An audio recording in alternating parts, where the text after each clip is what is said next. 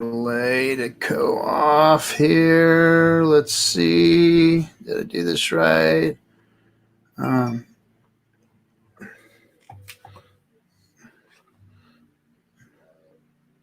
No, we got. Let's see here. Hey, everybody.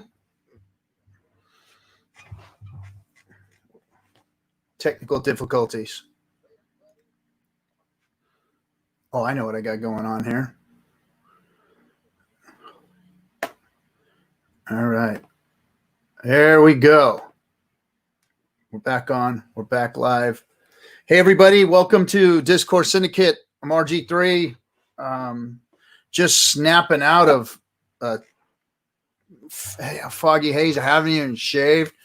Finally got some sleep last night. It was kind of messed up after the 24-hour. I tried to get some sleep, but I had some family stuff to attend to. I got a 3-year-old, of course, you guys saw. And we had to attend to family business. Before I knew it, I was up again, and then I couldn't sleep. And finally, last night, I ended up falling asleep this morning and late in the night, and holy shit, I'm back at it. But so everything's discombobulated. On top of that, we've got the SpaceX launch, which I'm gonna guess more than likely won't happen. So that's looking pretty bleak at this time because, I mean, what are we, like an hour and a half away from that thing launching off? I got to pull up the chat. Let me pull up the chat. Okay, let's see. Can you guys hear me? Throw something in the chat for me. I just opened up. I don't even know if I'm freaking broadcasting. It says I'm live. Can somebody answer me in the chat? I see some people posting, but nobody's answering me. Loud and clear. All right, good. Well, now I don't feel stupid, but kind of do because nobody's here. So Hexo's MIA on me. Litecoin Moses is MIA on me. I had some guests lined up, but they're MIA on me. Any of the pros, any of the pros and Hex Pro I put up there. If nobody shows up, I am going to post a link in main chat on the Hex main chat, and I'll just let whoever in the hell wants to come on here and hang out with me do so. So that's kind of what Discourse Syndicate's for anyway, is for anybody in Hex who wants to come on this show. All you got to do is DM me. I'll try and get you on. I know some of you have found it, like you've tried to get on, and there's just a lot going on all the time, guys, a lot of different people. And what's even more confusing about crypto to me is that's not my name, obviously, is not RG3. Oh yeah, probably. Oh, I think you got this, bro. So I lost Hexo today. He just said he's not going to be able to make it. I know that this has caused a lot of disruption in not only his life, but my life. So this 24-hour thing that we just did was like insane. So we've both been trying to catch up. So he's not going to be in today either. So what I want to say is that, the name thing. So we all got these different names. We're all texting each other. Some of us have more than one name on different platforms, like your Twitter's different than your Telegram versus your YouTube. So a lot of your names are getting mixed up and jumbled around, and I'm trying to sort that out too, on top of all the other chaos that's going on. So if you haven't got on the show and you have tried to get a hold of me, I apologize. It's not because I don't want you on. It's not because I'm not trying to get you on. Believe me, I got nobody on right now, so I want some of you on here, please. So it's just mostly about confusion, and mostly about people that are responding or getting on.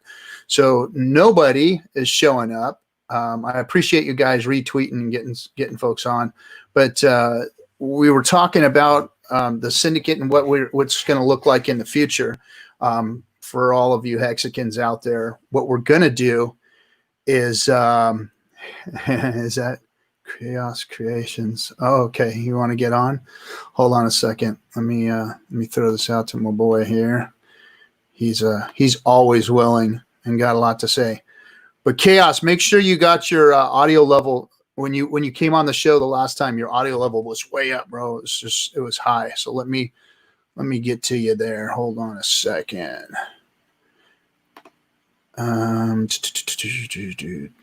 Dude, Chaos, can you hit me up in Telegram so that I can just send you the link?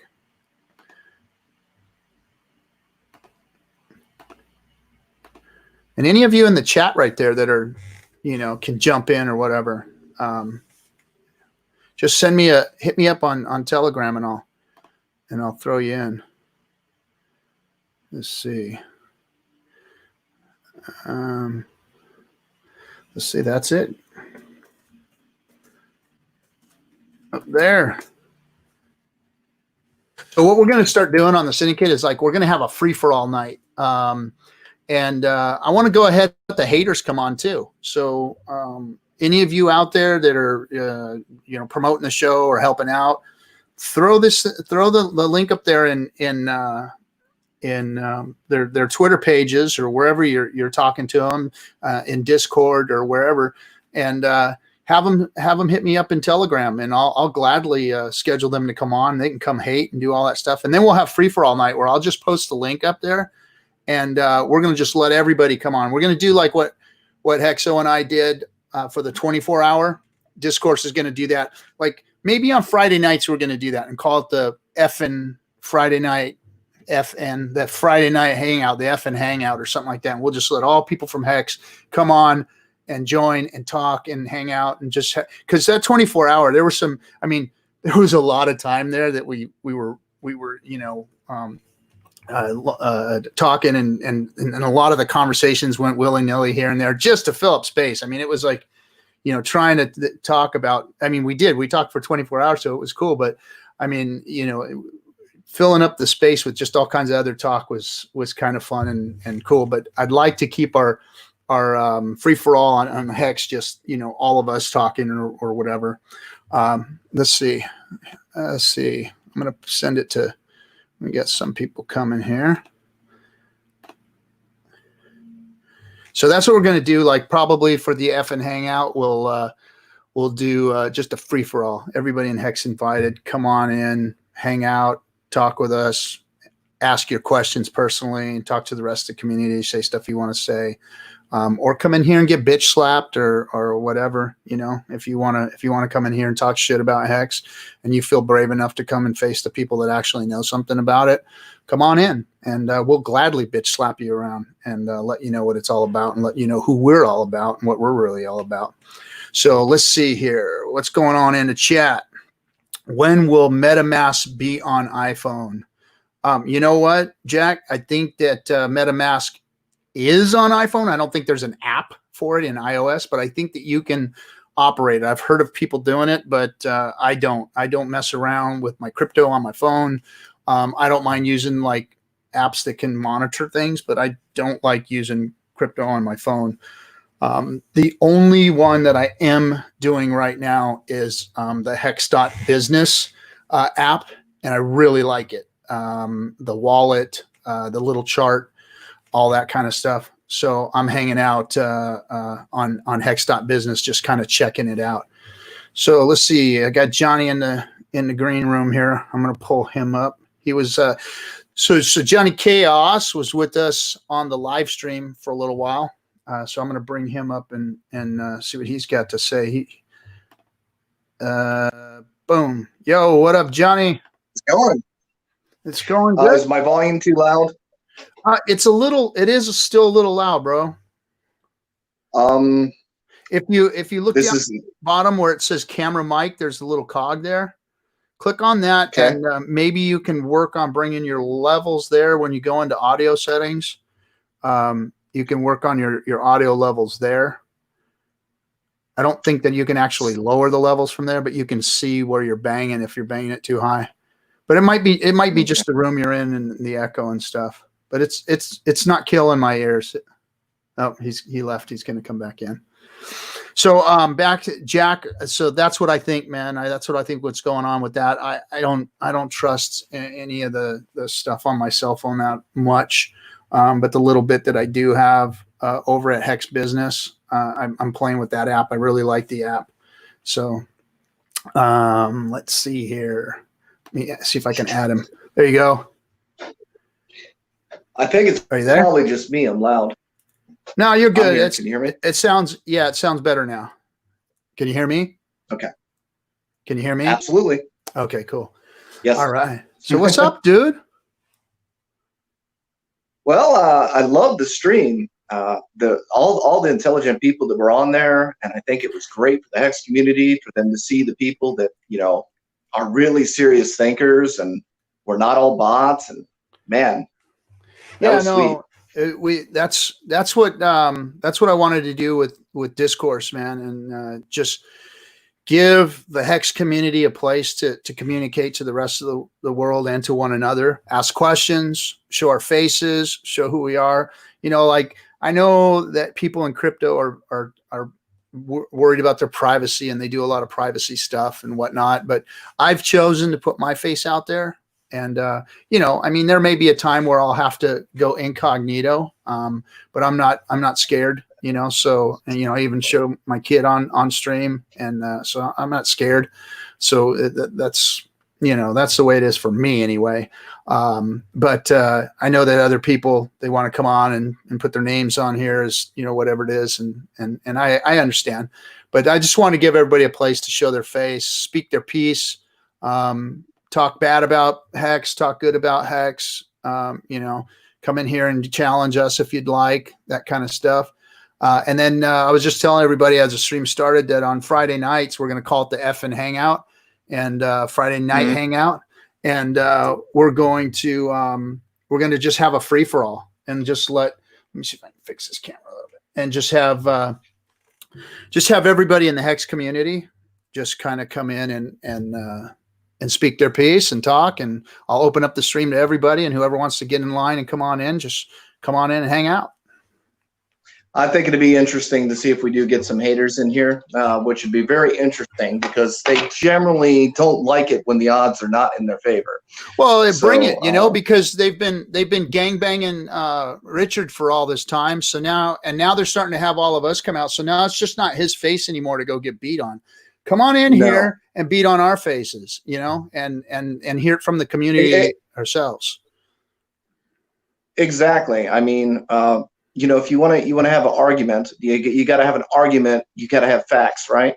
Exactly. And they don't have a leg to stand on, and that's the frustration of it. Is we hear the same repeated tactics, and it's just tactics. It's not anything valid.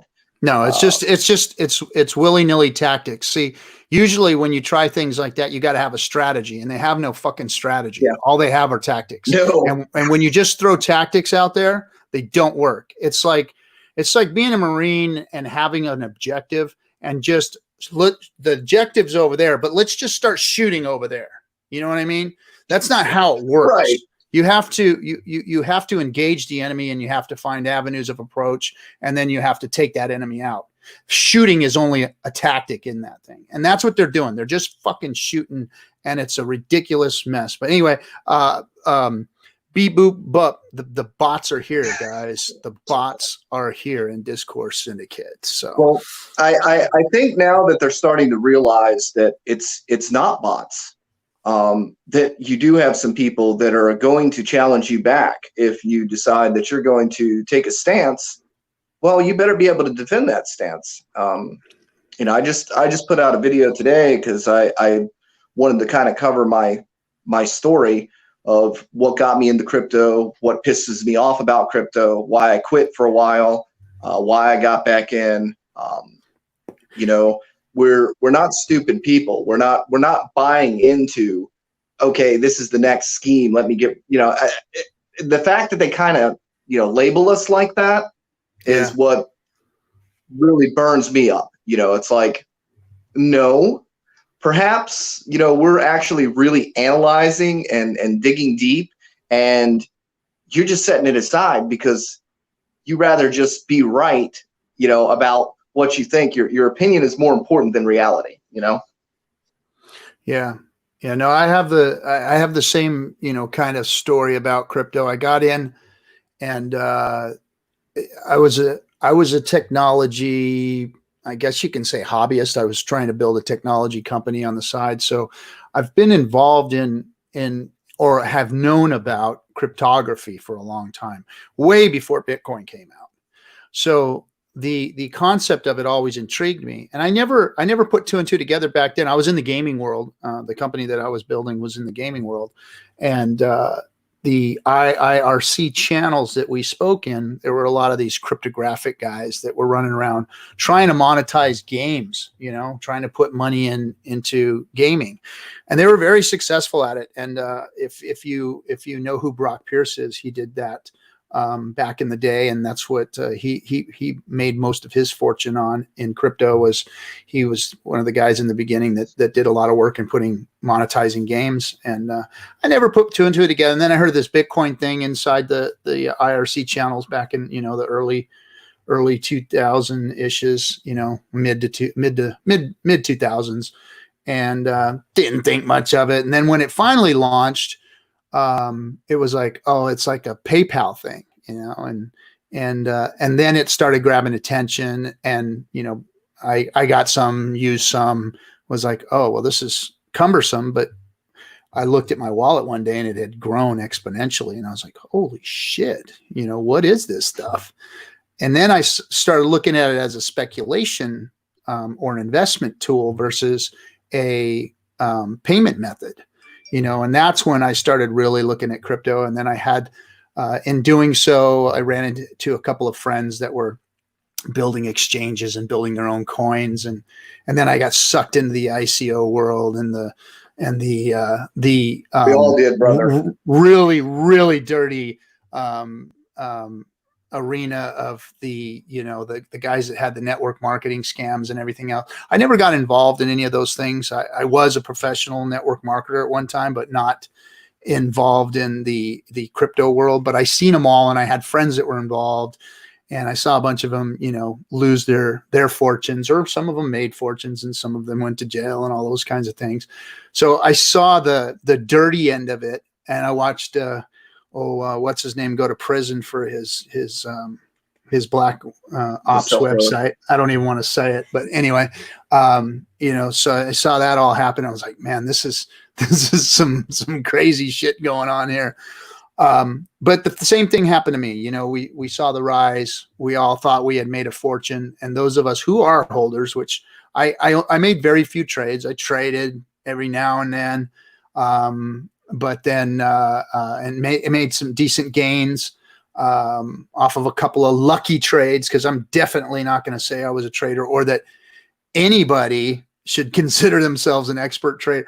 All these guys, I'm a realist, man, and all of these guys that think that they're traders in crypto, I'm sure there's a lot of people that do well, but it's so volatile that to think that you can steadily you know, make the market and make money off of it is, I think you're full of shit, because you're gonna get wrecked eventually in this market, because occasionally you can set those bids and catch some stuff, you know. You can play the house every once in a while, but if you're putting all your chips in on stuff and you're playing the market like you think you know it, you're gonna get wrecked. And I've seen lots of people do it.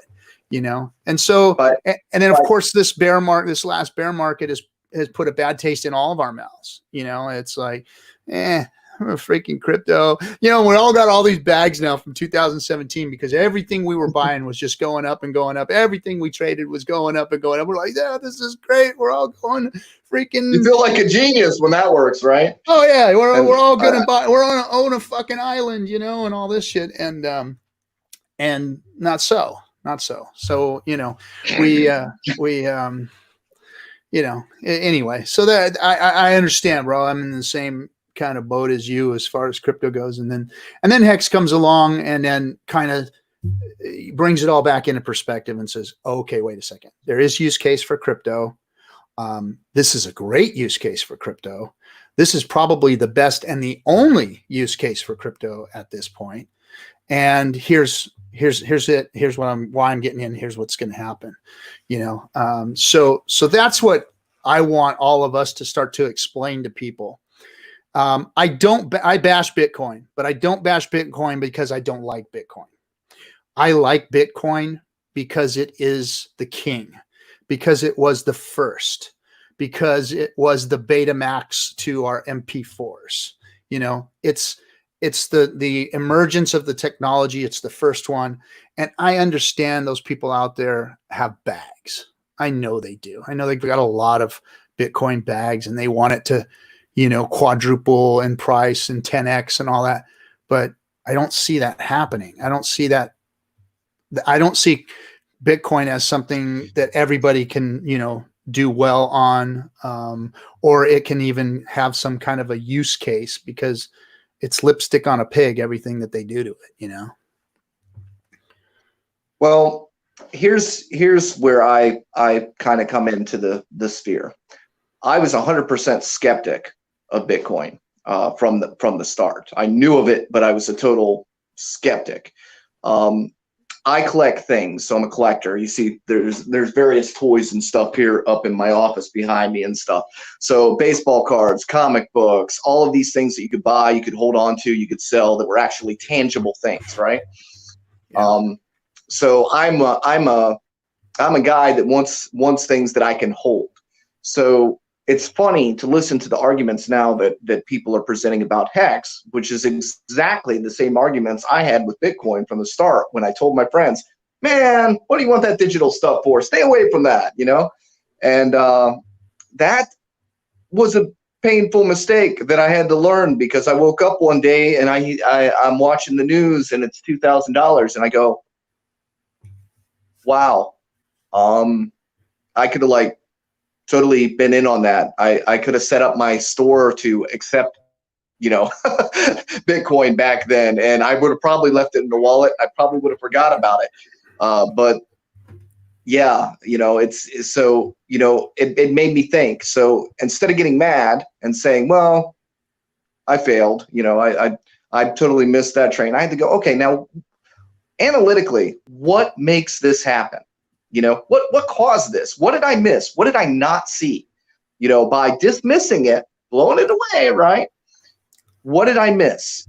You know, and I still didn't get it initially until I started watching stuff like The History of Money, to actually understand. And we're learning a lot about that now, and the way the economy is tanking and the way they're distributing money in the fiat system, and how basically they're just printing money and passing it around to their buddies and giving us a $1,200 check to look the other way. So you start learning what money is, even though it's something that we use every day. We don't spend a lot of time thinking about what money actually is.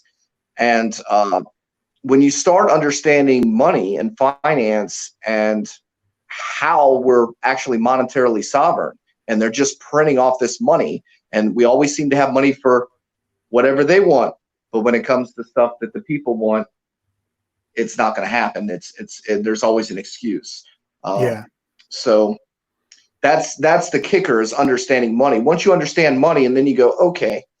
And before we even inflated the numbers, okay, before we even inflated the numbers, we added the extra money to the economy, whatever. If everybody went to the bank today and said, I want my dollars in cash, it would actually take 320 years for the printing press to print it. Yeah, because they've made so much money digitally in the banks that the actual printing of the dollars doesn't exist, you know? So I mean, it was a trip learning that for the first time too. You know, as I got into crypto, I started understanding the same thing about finances. You know, what is this thing called money, and why is it okay to print cryptocurrencies and it be worth something? And, you know, how does that work in the real world? And then I started to look into it, and I was like, holy shit, the dollar is a scam. The dollar's a scam. It is. It is. And we spend our whole life chasing it. And by design, the system is going to take everything you own before you put your foot in the grave. Oh yeah. I mean, that's I learned that as designed. I learned that as an adult when I bought my first house. You know, it's like that home ownership is a scam. I mean, you know, you pay rent and it's like I'm paying rent. It's like I never really owned this place. I mean, I've been through two major Southern California real estate crashes and had to hold on to my home during all of that, you know. And it was a big deal. I was in an industry where, you know, we worked you know, we worked a lot of time, and then all of a sudden we were downtime, and there were years where it was good, there were years when it was bad, and then there was housing market ups and downs and crashes and all this stuff. And I looked at it, and I look at my mortgage and I go, man, this is a scam. I'm going to pay this thing, you know, nearly all my life and barely own it. And then I got to, after it is owned, you know, after all the umpteen years that I've been paying on it, I've got to pay taxes every year on it, and they're outrageous, you know? So it's like, this is property. It's not a wealth system. It's a debt system. It's a debt system. It's not a wealth system. It's a debt system. And that's what I understand. And what I do understand also is that in order to be truly wealthy, you need to be out of debt. You need to be unshackled from that. Yep. And being a, you know, 50-something-year-old man with 3 kids, college to 3, you know, it's not only am I shackled in that debt, but I'm slave to it in order to, you know, keep my family up and running.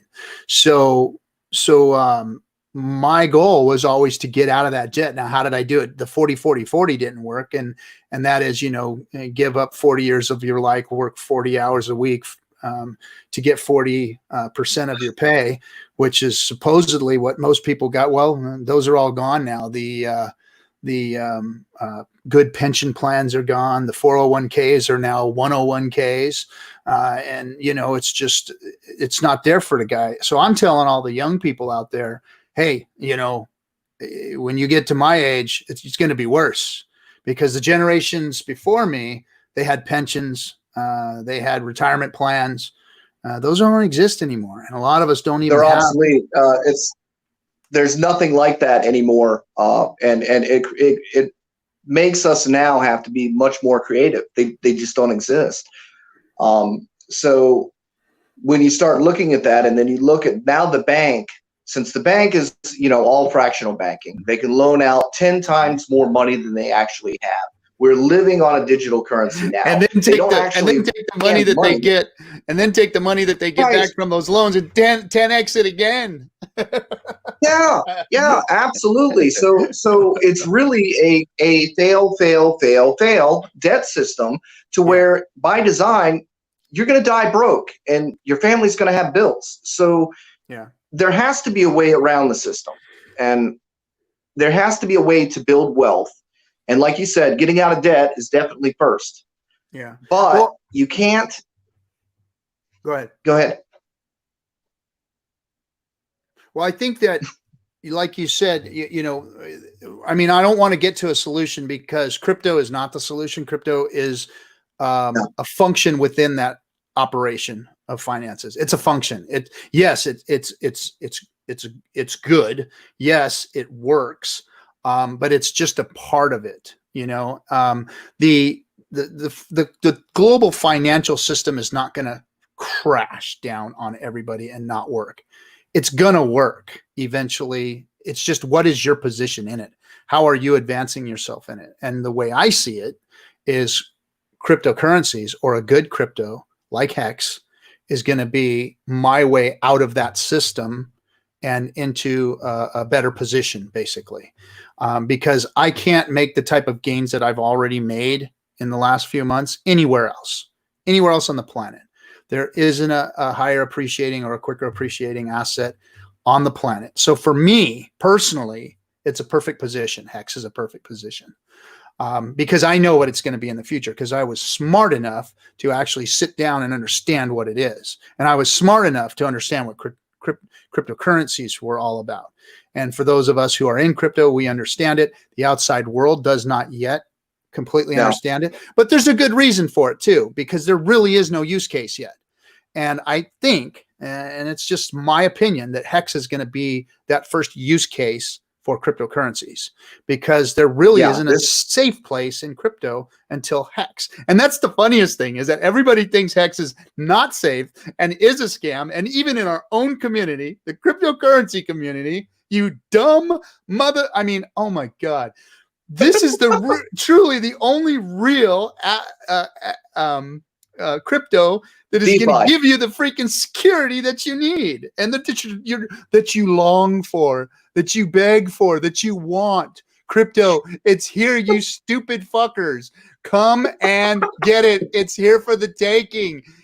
Oh my God, they're so. And it is. It is. It absolutely is, man. I mean, and that's. It's fascinating. It's fascinating. But see, the thing is, we need to be able to recruit the normal world. And the normal world doesn't understand finance. They don't understand that they're living in a debt system. They don't understand that they've been paying with the digital currency all of this time because all they do is add zeros and bank accounts. The money doesn't exist. It's not cash. They're saying, well, I've got cash. No, you don't. You don't have cash until you go to the bank and you say, please give me my money. And hopefully they have enough on staff. You want to have some fun? Go to the bank and take out $20,000. Watch those people scramble.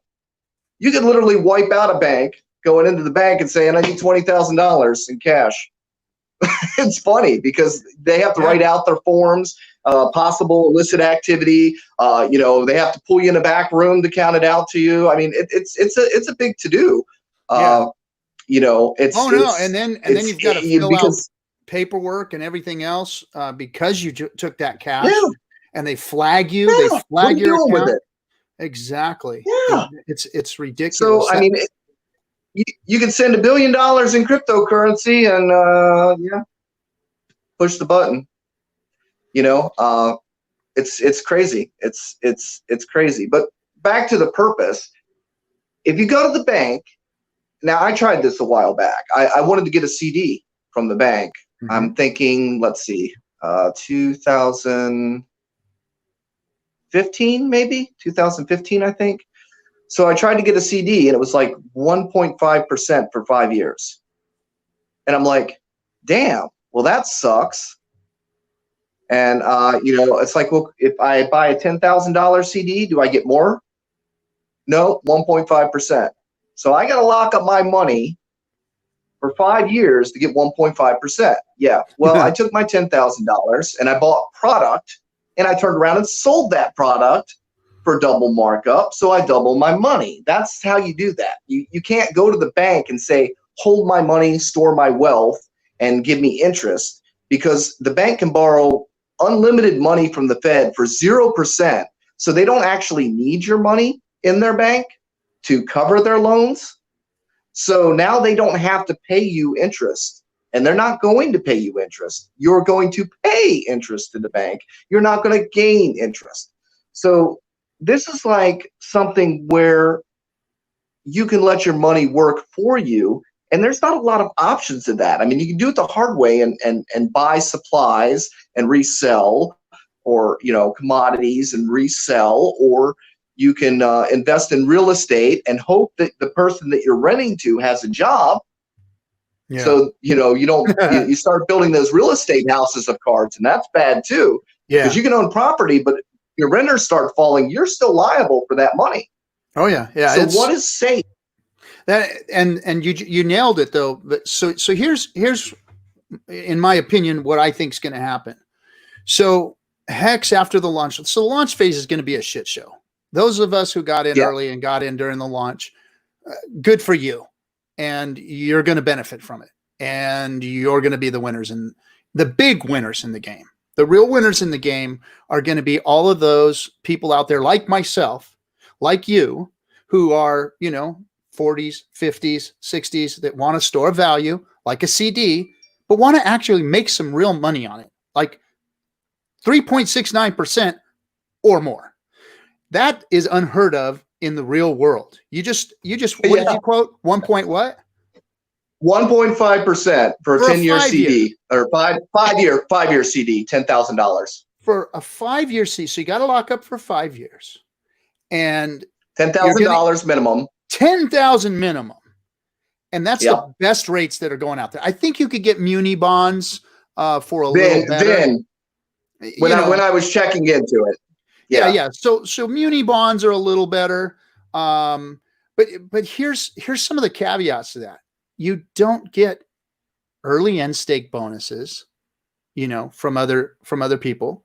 You don't get those type of things tacked onto your interest of 3.69 or above. Or you're part of a pool, that Yes. people are in, and people that get out.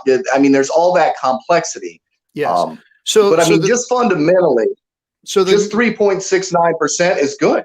Yeah, 3.69% is unheard of. Just that part alone is going to be huge once the real world understands it. And the fact that it's an immutable contract and you don't have to trade, you're making 2 transactions once you onboard, of course. So let's call it the end of AA. Let's call the beginning of Hex is here. And there's no more AA, there's no more bonus, big payday bonuses, all that's gone. It's just Hex the product. So you enter crypto through whatever nightmare you get into crypto, and then you get your Hex. So you get your Hex. Now, what do? You make 1 transaction to stake it, and then when you come out, you unstake it. So it's literally 2 transactions. You're going to make 2 little transactions. You're going to pay $1, more than likely a lot less, but you're going to pay $1 to put it in and $1 to take it out. And you could put it any amount in. If you're a little guy and you can only put $50, a week in or a month, or if you can put 10,000 a month or 500 a month or whatever it is, whatever type of program that you want to set up for yourself that works for you financially, you can put it into Hex and get those gains that you won't see anywhere else, and that's going to be, that's going to be the product that really puts crypto on the market, is something like that. Because all this other stuff, freaking privacy coins. Look, they've got places or whatever, people who don't want people to see their transactions or whatever. They've got their place, I don't need them. I don't use them. I don't even know how to get a freaking Monero coin, to be honest. From everyone, nobody can tell me how to get Monero. And not that I'm looking for it, but I wanted to understand it. So I was like, screw it, whatever. I don't worry about it. And then because there really is no use case for me, I have no purpose in it. All of these other coins, if anything's going to get outlawed, the privacy coins obviously are going to go first. And privacy coins. And probably what do you call it? The stable coins. If anything, that's the weak point in the program is the stable coins. The government loves the idea of a cashless system. I don't know if you guys got into talking about the Fed coin scenario at all. There's actually a real cool documentary you can watch that the guy wrote about the Fed coin. And what's terrifying about that is the government at any point in time can freeze your account, lock up your funds, cancel your credit cards at the blink of an eye, and they can say, you know what? Your US dollars that were in your bank account are now Fed coin. They're equivalent to 1 ratio. It's locked, and we're done. Now, this new coin that would be cryptographic, which would be great, but now they know what you're spending your coin on, whether you're going to the liquor store or whether you're buying food with it, what you're doing with it. And at any point in time, they could flip that switch, buddy, and say, you're at your alcohol limit. We don't want you spending your money here. We don't want you spending your money there. So that the Fed coin scenario is terrifying. But that's a whole nother topic for another day. No, it's the onboarding and offloading of cryptocurrencies, or getting your crypto into the real world scenario. Because I mean, it's funny, your dollars enter crypto and then they kind of get stuck. You've got to figure a way to get them out again. And what I really like, and it's all being developed now and starting to come to fruition. I mean, back in the days, so like a few years ago when I was in Thailand for the opening of a coin and my buddy's mining operation out there, they gave me a credit card. They gave me a Visa card to spend my crypto. And it was the first one of its type at that time. And you had to go in through this kind of shady bank situation, load your Bitcoin into there, and then you can use this credit card, which was a Visa that actually worked. But there were a lot of, if you think onboarding in through like Coinbase or something is hard, this thing was like even harder and shadier and more worrisome than anything. So I used it a couple of times just to see if it worked. And I was like, okay, cool. They're starting to develop functionality, you know, and you're going to be able to move your crypto around and use it for shit, you know? So I was like, cool. And I pulled cash out of the ATM and seen if it worked, but that's all I do right now. Like, I don't try and use these things for real. I test them to see if they work, you know? And just recently, about 4 or 5 months ago, I got a real Visa card. It is hooked to an exchange. So you have to put your crypto into this exchange. You have to buy their coin that is locked in their exchange. And then you have a bunch of cryptos that you can move in and out of this exchange for very good fees. There's no fees for some things. And I mean, it's a good system. Don't get me wrong. But again, it's just a test system. And centralized authorities. But what's really cool about their technology is, so I've got a Visa card. They sent me my Visa card with the chip on it and everything. Got a Visa number. I could spend it. I could use it online, and I could use it at Amazon or anything. But what's really cool about it, which is what I like and I see coming, is this Visa card. You put your crypto into their exchange. And you can move it into any USDC or any other cryptos that they have. And you have a switch in there, and you can turn that switch on, and your crypto for that day, whatever crypto you put that switch on, and they have a mobile app that you can use to do so.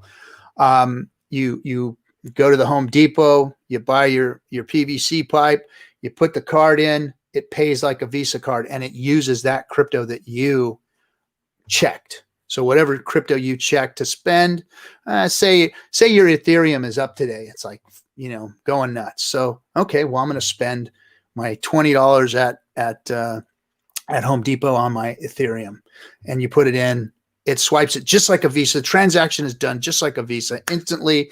Nothing going on. And your money is spent using your Ethereum out of that. And it a very cool concept. Now, is it perfected yet? That's the jury's out on that, but those are the directions that it's taking. So I see that as a good thing. You get into that hard money versus soft money argument. Yeah. Hold that thought real quick. Not to cut you off, Johnny, but hold that thought real quick. Let me answer the chat for a second. Anybody out there in the chat? I actually invited everybody to come on. I'm gonna go ahead and post it in the comments right here. There, maybe that works. If you want to come on and hang out with us, go ahead and click the link. Like I said, today's stream is a little freaking jacked up because of the 24-hour deal, but feel free, come on in and hang out with us for a few minutes. And then also Good Texture. I'll get back to you on that one, bro. I know the kid, he's badass, man. The kid could play the axe, man, and he throws down a lot of different stuff. He's asking about our intro music, and I just found this kid online, man. I just like his stuff, so I put it on the intro. It's real piratey. GT's hanging below. Tell him to come on in here.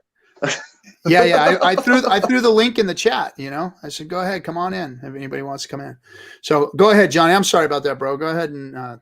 So you got that hard money, soft money conversation, right? So say if you have a silver coin and a gold coin, one's made out of silver, one's made out of gold, but say their dollar value is the same. Okay, you're going to spend the silver before you spend the gold because you still perceive the gold as being more valuable. So what happens is, like, why would you want to really actually sell your crypto? Even if you are doing it through the credit card thing, it doesn't, the crypto potentially, you might sell it now and it might go up later. Look at Hexo's $300, $400 pizzas, for instance. Yeah. And the other thing, just to let you know, that credit card allows you to do USDC too. So you can transfer like real dollar wealth. Now see, Coinbase is actually ahead of the other banks right now because they offer 1.25% on storing your USDC. So they're actually paying interest. So you know, they're a little bit ahead of the regular banks that there's actually some kind of something. And Tezos does like 5% over a year, but it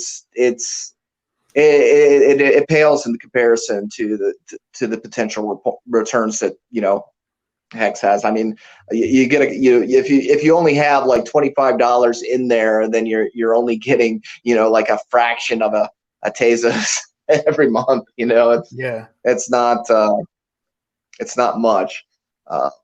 But again, I liked a lot of the coins earlier. I thought Neo was excellent because it had, you know, the gas. It generated gas. I liked VeChain because it was generating the Thor. I liked the coins that were doing the generation where you could create a passive income. Proof of stake is what's perfect for that. And so, I mean, I understand that more than likely in crypto, we're going to have the merging of the two, or at least you're going to have the miners, of course, and you're going to have the stakers. But of course, I think for growing, for building, for gaining interest, those kind of things, proof of stake coins are going to be, or proof of stake in any ecosphere in the crypto world is going to, you know, be a necessity.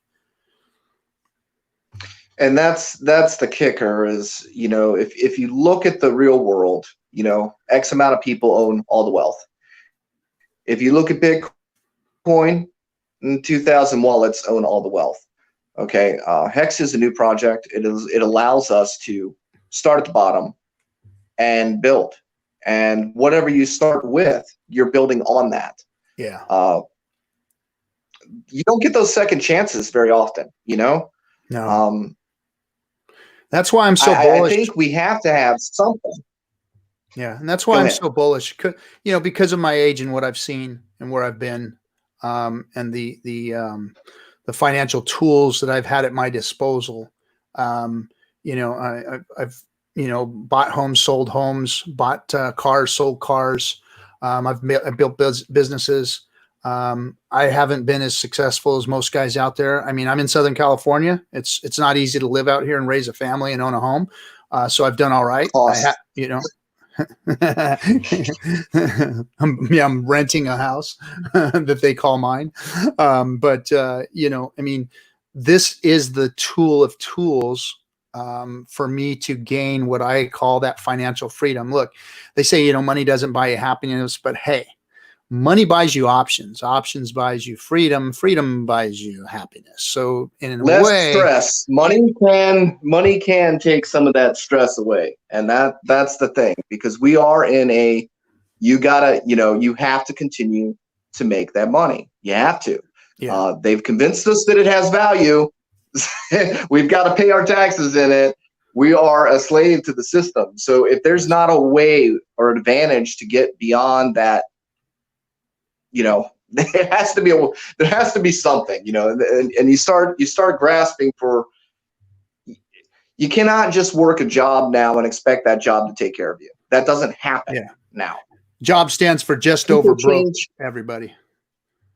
Yeah, people change jobs constantly. You have to change job to improve your situation. Yes. If you know, there's not the pensions, there's not those things anymore. You can't just say, look, I'm going to put in my 40 years and I'm done.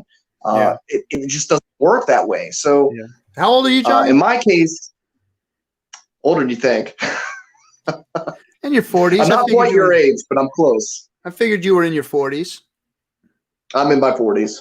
Okay. So I'm in my 40s. So you just explained something that, you know, I mean, in this generation today, the guys that are in their 20s and early 30s, you know, that's the reality for them. You and I kind of watched that change over. Like I was raised by boomers, you know, where you worked for 40 years, you got a pension. And so my mentors looked at me like, you know, what the fuck's the matter with you, boy? You stay at your job, you work there, you get your pension, and you're set. Because, you know, like my grandfather, who is 92, he's fine. You know, he worked at a place for 40 plus years and he got a pension out of it and he does all right, you know, and him and my grandmother do all right. But that doesn't, my generation lost that. See, I was in the generation where all that shit started going away and we started going, oh shit. Well, we figured out what you just said. you know, oh, we got to go job to job to job to job to job. And it sucked because the industry that I was in, there was a kind of loyalty that you had to the company. You know, I was their foreman. I was their guy. I was their, you know, and I was like, you know, guys, I got to go, man. These guys want to give me more money.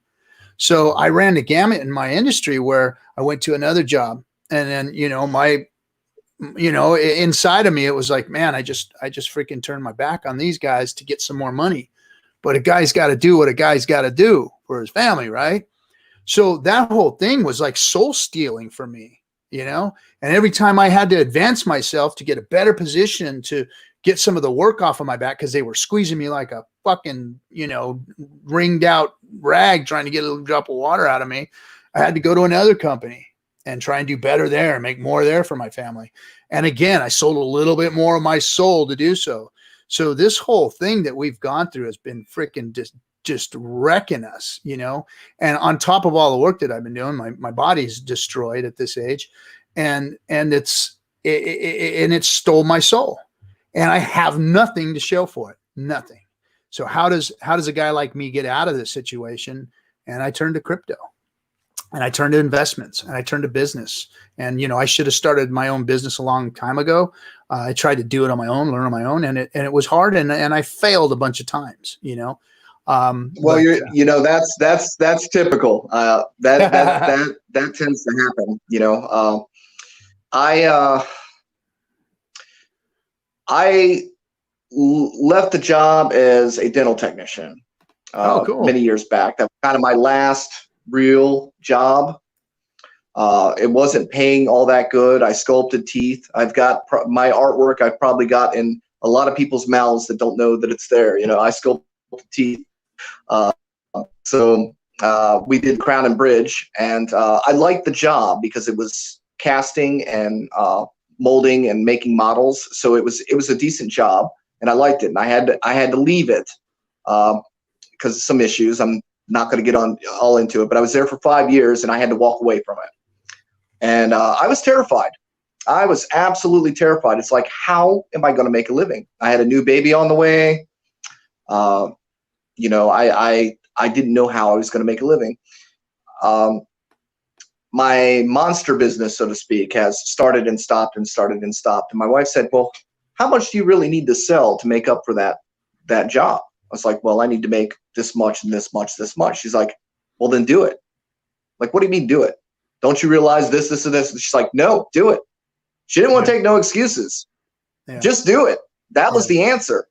And that's always very, very, very black and white, you know. She's worked for 20 years at the same corporation, and now with the pandemic stuff going on and everything, they're doing layoffs, and she's been there for 20 years. So that's something that's kind of scary. You put yourself into it, you know, and you give your life to that company, but what do you have? But fast forward a little bit here. I had gotten my business going. I run production for other studios. I build stuff for other people. Mm-hmm. So that's why, like I said, people don't know me personally or what I'm doing, but it goes through another company. So it's actually, I'm doing the work, but I have people selling it for me. Yeah. So that way I'm able to take the jobs that are paying instead of making something and hoping that I sell it. I'm taking the jobs that are commissioned to me. So that keeps me from developing my own core product line. So what had happened was I actually got pulled into a company that was creating medical devices. And I spent, or not medical devices, they service people with medical devices. They build the trainers to just demonstrate the medical devices on. Yeah. And I built a whole line of products for them for 3 years. And then that company got sold to another individual who didn't know me at all. And they came out with new contracts. And basically, they had the approach with research and development that, look, sign here or we fire you. I'm like, really? New contract, sign here. Are you offering me anything? Hey, John, thanks for the great work. You know, anything? No, just sign here, you're fired. And it just set me off. And I said, well, if I walk out of here right now without signing that contract, I'm not under contract. Bye. And I left, man, and I haven't looked back. But Yeah. I always think, I spent all that time building their business for them. Yeah. And building nothing for myself. That's what those of us who have been in the workforce for, many years have done. So I guess it comes back around to, before we start, talking about our personal endeavors out here as old bastards in the workforce. How does crypto change that for guys like us? So for all of you guys out there that are in our boat, or for you younger folks that are staring off into that abyss, like, hey, I got to build a business in order to make it because I'm working for this shitty job that I know is going to kick. Because these kids know this stuff. The young people, I call them kids, but they're actually young adults that understand. And the guys in their 20s and 30s and ladies, they know what's in front of them. That's reality. They were born into that. This isn't something new to them. But what does crypto do for them? How does it help their future? Because they're going, okay, so I got to go here to get more money. I got to go there to get more money, or I got to make something. I got to get a side hustle. Boom, boom, boom, boom, boom, boom, boom, boom. Like Litecoin Moses. I mean, he's your typical freaking go-getter. He's got businesses. He's got more than one business. He's hustling. He's working the crypto angle for his future, wealth. He's keeping himself smart. He's keeping himself out there, and physically working and doing. He's got more than one business. I mean, the guy is sharp. The guy is smart. He is what this generation is today. They're out there. They're doing multiple things to make themselves survive. But most of them, what I hear is like, I just want to buy a house. I can't buy a house because they've been priced out of the market, because they're just trying to survive on all their hustles, and all the work that they're doing because I mean, you cannot make enough money in some of the most of these jobs to buy a home. And I'm just speaking of Southern California, but I'm sure it's kind of like that around the rest of the country. We're talking about the U.S. Well, Southern California, I don't know how you work any job to pay for anything. Well, it's I'm a special effects guy, man. I'm not in California. I can't afford that. I got a complex here. Yeah, it's complex here costs $5 million there. I don't do that. Yeah, it's tough, and for 20 years though, I've been able to keep my wife at home with our kids and do that. And, but it ain't been easy. Those hours I had to work, I was working 16-hour days for, six days a week, sometimes 7 days a week. I mean, it was backbreaking crap, in order to survive out here, but that's just what we have to do, but for those younger people who are looking at crypto as, a way to improve their position later on in life and all that, Hex is the perfect solution to that. The perfect entry into a financial tool that can help you 10, 20, 30 years in the future. If you're a 20-something-year-old, a 21, 22-year-old person, hustling like Litecoin Moses or something, and you got jobs and you got online stuff going on and you're doing all this on the side, man, storing value in Hex and pushing that stuff 20, 30 years, especially right now, you are setting yourself up for an amazing position. Because once you start realizing the gains of all this and you keep dollar cost averaging yourself in, like you're creating a retirement plan, you're building yourself at this point in the launch phase, you're building generational wealth. And we'll talk about that too. But generational wealth is what you're creating right now. But if you're outside of that, Richard, for making us learn how to save and manage financial instruments properly. Well, yeah, I mean it forces proper behavior too. Is what's really cool. Is that and that's what's funny. They think Richard's a scammer and is this evil guy. And the whole program has been wrapped in scam clothing so that you are forced to do the right things with your money. So that you are forced properly, yes, to be responsible in crypto. To be financially responsible for your own keys and for your own actions. Exactly. And to think long term and not short term. Yeah. And so for the crypto world to not understand this yet, it's when the light bulb finally goes on, that fucker's going to get bright, guys. That light bulb is going to get bright. because it's hit all of us that understand crypto, that understand finance, that understand the real world, that have worked their asses off in it. Look, I'm not some freaking online guy. I'm not some crypto guy. I'm not, I'm a real hardworking fucking family man that has tried my whole life to make it, and I look at Hex and I go, this is the real deal. This is what's going to provide people with a solid investment, with a solid footing, as solid as crypto can be. Let me explain that too. Let's talk about crypto. So a lot of times you hear me bashing crypto. I'm not bashing crypto. Really what I'm saying is, just like Bitcoin, it's a little pond, guys. It's in the scheme of things, in the big world of finance, it is a blip. It's nothing. That's why when Buffett talks about it, he just kind of shucks it off. I mean, you can talk all the shit you want about Buffett and all these guys that have made money in the what you would call the real scam world. Crypto is really just a spit in the bucket. So don't think so highly of yourself yet, crypto. It's not there yet, crypto. You don't even have $1 trillion market cap yet, crypto. But it is a place that if we build it right, that if we caretake of it properly, people like Richard are caretaking crypto. He's trying to make things better in crypto. Believe it or not, people, Richard Hart is actually doing more for crypto right now with Hex than anybody ever has. And it's, one day they won't call him a scammer. Right now we're in the scammer phase. That's fine. We're going to be in that for a little while. They're going to dodge, deflect, deny, ignore, and accuse until they can't anymore. That's what they're going to do. So the haters are going to hate. We're going to change that narrative. Eventually the vernacular will change about Hex. Not right now. It's not going to happen now. Early adopters are the ones that are going to score on this. So that's cool. Now, where was I? Let me digress and get back to what I was talking about. What was I talking about?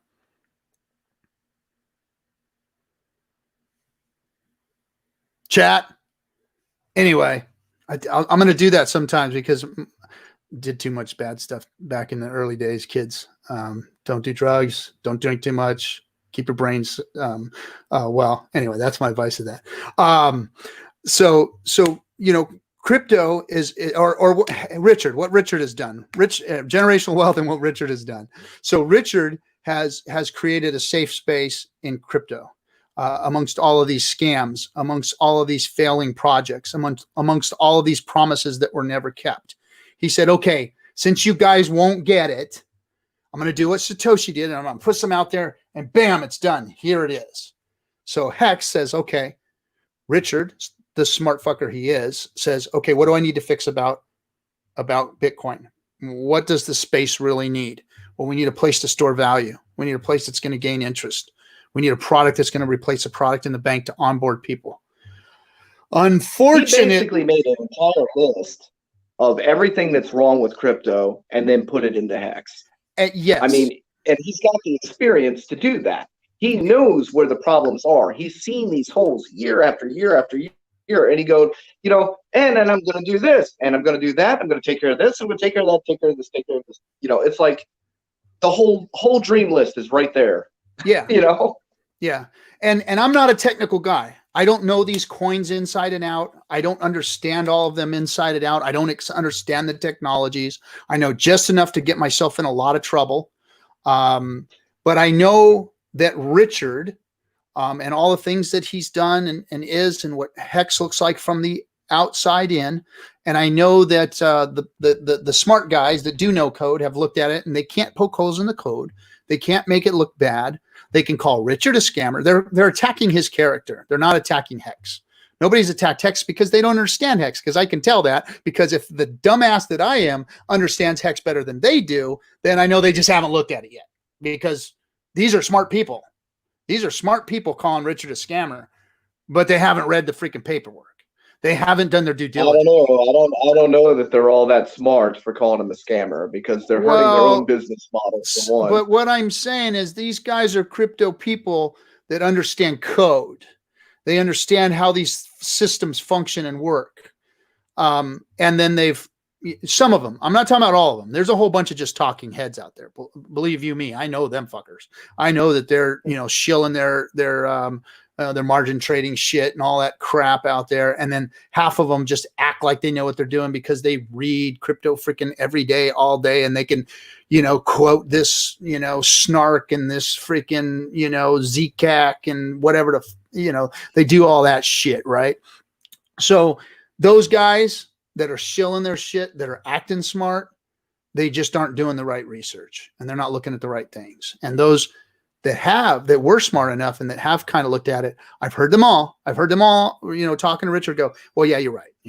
That part's right. Yeah. You're not, and then they'll try and poke a hole in something else, and attack his character, or attack his methods of bringing hex to the world properly so that it doesn't get, looked at as something improper and get shut down or whatever. Richard has done his due diligence and put this thing on in the crypto space properly so that it can't be fucked with because of stupid things. Here's the other thing that's interesting about that, RG, is everyone, the space is full of negative behavior, so to speak. Okay, Yeah. we've got our pump and dump groups, we got stuff like that. We've got negative behaviors. So, we've got a lot of projection that is happening when a person says, "Oh yeah, what if Richard this? What if Richard that?" And they're thinking what I would do if I was in control. Yeah, man, a guy like me, I look at the stacks and go, man, I'm telling you, I might be living on some island somewhere. Well, there's a lot of that projection going on. It's interesting. Now, what they're not thinking about is there could be a lot of good behaviors too. For instance, maybe some nice guy unstaked an emergency unstaked the stack and nuked the entire thing, and that was actually distributed to stakers. Now, you want to talk about a conspiracy? What if that wasn't somebody getting hurt? What if that was just distributing to stakers? Yeah, exactly. We don't think about that kind of stuff. Having someone behind the project can act in positive ways just as easily as they can act in negative ways. Yeah, and the thing is they don't realize that entity is independent of Richard, in which it is. And they say, "Oh, well, you say it's not yours." Well, no, it's operating in a different capacity. It is acting outside of what Richard should be doing, which is throwing it in offshore accounts somewhere and exit scamming, like they think, that's how it's not operating that way. And the other thing is there's no exit. So that's what's interesting. When people hear the word exit scam, and you might want to kind of not throw that out, I know you joke about it a lot when you say exit scam the video or whatever, that is almost one of those like nerve points, pinch points that get people going when they hear that word. But here's the thing, like BitConnect had a centralized website. Okay. Mm-hmm. So all they had to do was flip the switch, and guess what? You were locked out. Yep. There was nothing. If you didn't have access to that wallet, you didn't have anything. Now, Hex doesn't have an exit because it's communicating with the contract, and which there are front ends that can go down, but you can still communicate with the contract. So if Etherscan doesn't go down, you can continue to communicate with that contract. So there's not really an exit to go out of. Now, the OA or whales or whatever can sell their coins, but then they're losing their share and their control over the project. So if they just dropped all of their money, the project still goes on. It's just redistributed. And it still continues to run the same way that it would. And we've already got sites. If somebody wants to drive down their price to sub-Satoshis, that's fine. I'll buy it all up. It'll be my project. And we've already got sites that are operating in that function. Like when I started the show, I was talking about, my cell phone, and I have hex.business on there, and I can see I've got a Hex wallet there. I can actually enter the AA from there. So I can use those functions, a staking function. I have a chart on there. So, I mean, all of these things that are provided by, the Hex website itself can go away, and it's already being, it's already functional elsewhere, operating the contract, interacting with the contract, built on top of the contract, like Hex.live or info, or what's Firebund's site is Hex Live. Hex. No, he's not Hex.live. No, he's Hex Vision. That's Steph's Steph's site. Forget. There's too many sites. Yeah. Hex Info. Hex Live, Hex Vision, Info. Hex Info. Hex Info. That's his site. Hex Info. So, but we have all these sites that already interact. Oh, I'm sorry. Hex Vision. Hex Vision. It's Hex Vision. Hex Vision is Firebund. That's the one that's all complicated and has way more information than anybody can humanly possibly ever need in their entire lifetime. But if you want to know about Hex, all the technical data on there. Yeah, he's got and thorough site. Most people's mentalities, price go up, dude. I mean, and you got all the statistics and all the clarification. It's like, where's the liquidity? Who's going to buy it? What's the statistics? Look at this website. All the information you ever want to know is right there, and more information than you can ever sort through. And liquidity is really, I mean, I understand that it's a metric, but it's not the metric, and it's a joke to act like it is. Because if you take the liquidity in Bitcoin and you take all the Bitcoin that's out there, just like you were talking about the dollar, if you try and cash in all the dollars, you're going to be waiting for 1,000 years to get your dollar, because they don't have enough dollars to give out dollars. Same thing with liquidity, and it's like Richard explained it great. He said, it's the size of liquidity is just how much at a time you can eat, not how much you can eat. It's not about how much. It's never about how much. So that liquidity scare is about, oh, well, you don't have enough. No. It's about how, at the speed at which you eat, just like the banks and passing out dollars. You go get your, every once in a while you buy a car for cash or whatever, and you go get 10 grand out of the bank, and they hand you the cash, and it's a big friggin' deal. Like you said, that doesn't happen that often. Most of our dollars are digitally and centralized and digitally handled. You don't ever see your dollars anymore. You swipe a card, and that's how it goes. And that helps to scale the liquidity issue in the dollar. Just like there is no problem in liquidity in crypto per se, especially with Hex, because we have the best liquidity exchange, DeFi exchange on the planet, and we're operating there at this point better than any other crypto, and that's on Uniswap. And that is so awesome. You don't have to, send off your picture and your ID, and here's my selfie. So let me have my money, please. Yeah, I mean, so if used properly, now it's just like instant. What do you want it to be? What do you want your Hex to be? Do you want it to be USD? Click. You want it to be ETH? Click. You want it to be Mana? Click. You want it to be whatever. You make it whatever you want to make it. In a matter of seconds, you get to see totally transparently what you're going to get when you click that button. As when you hit market sell on a market, any coin could get you wrecked. You sit there and just watch it. You can watch it tumble down.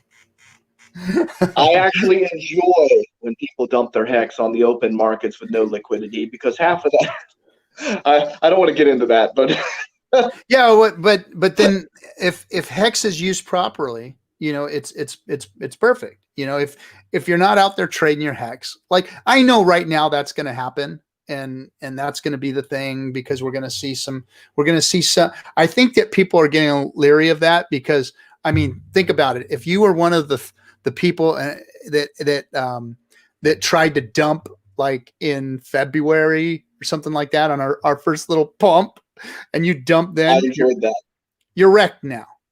Unless you bought back in at the bottom, you're wrecked, never to be seen. No, I totally appreciate the coins. You are wrecked on a desert freaking island, buddy. You're done. You can't get back in. you were in like Flynn, you dumped, you gone.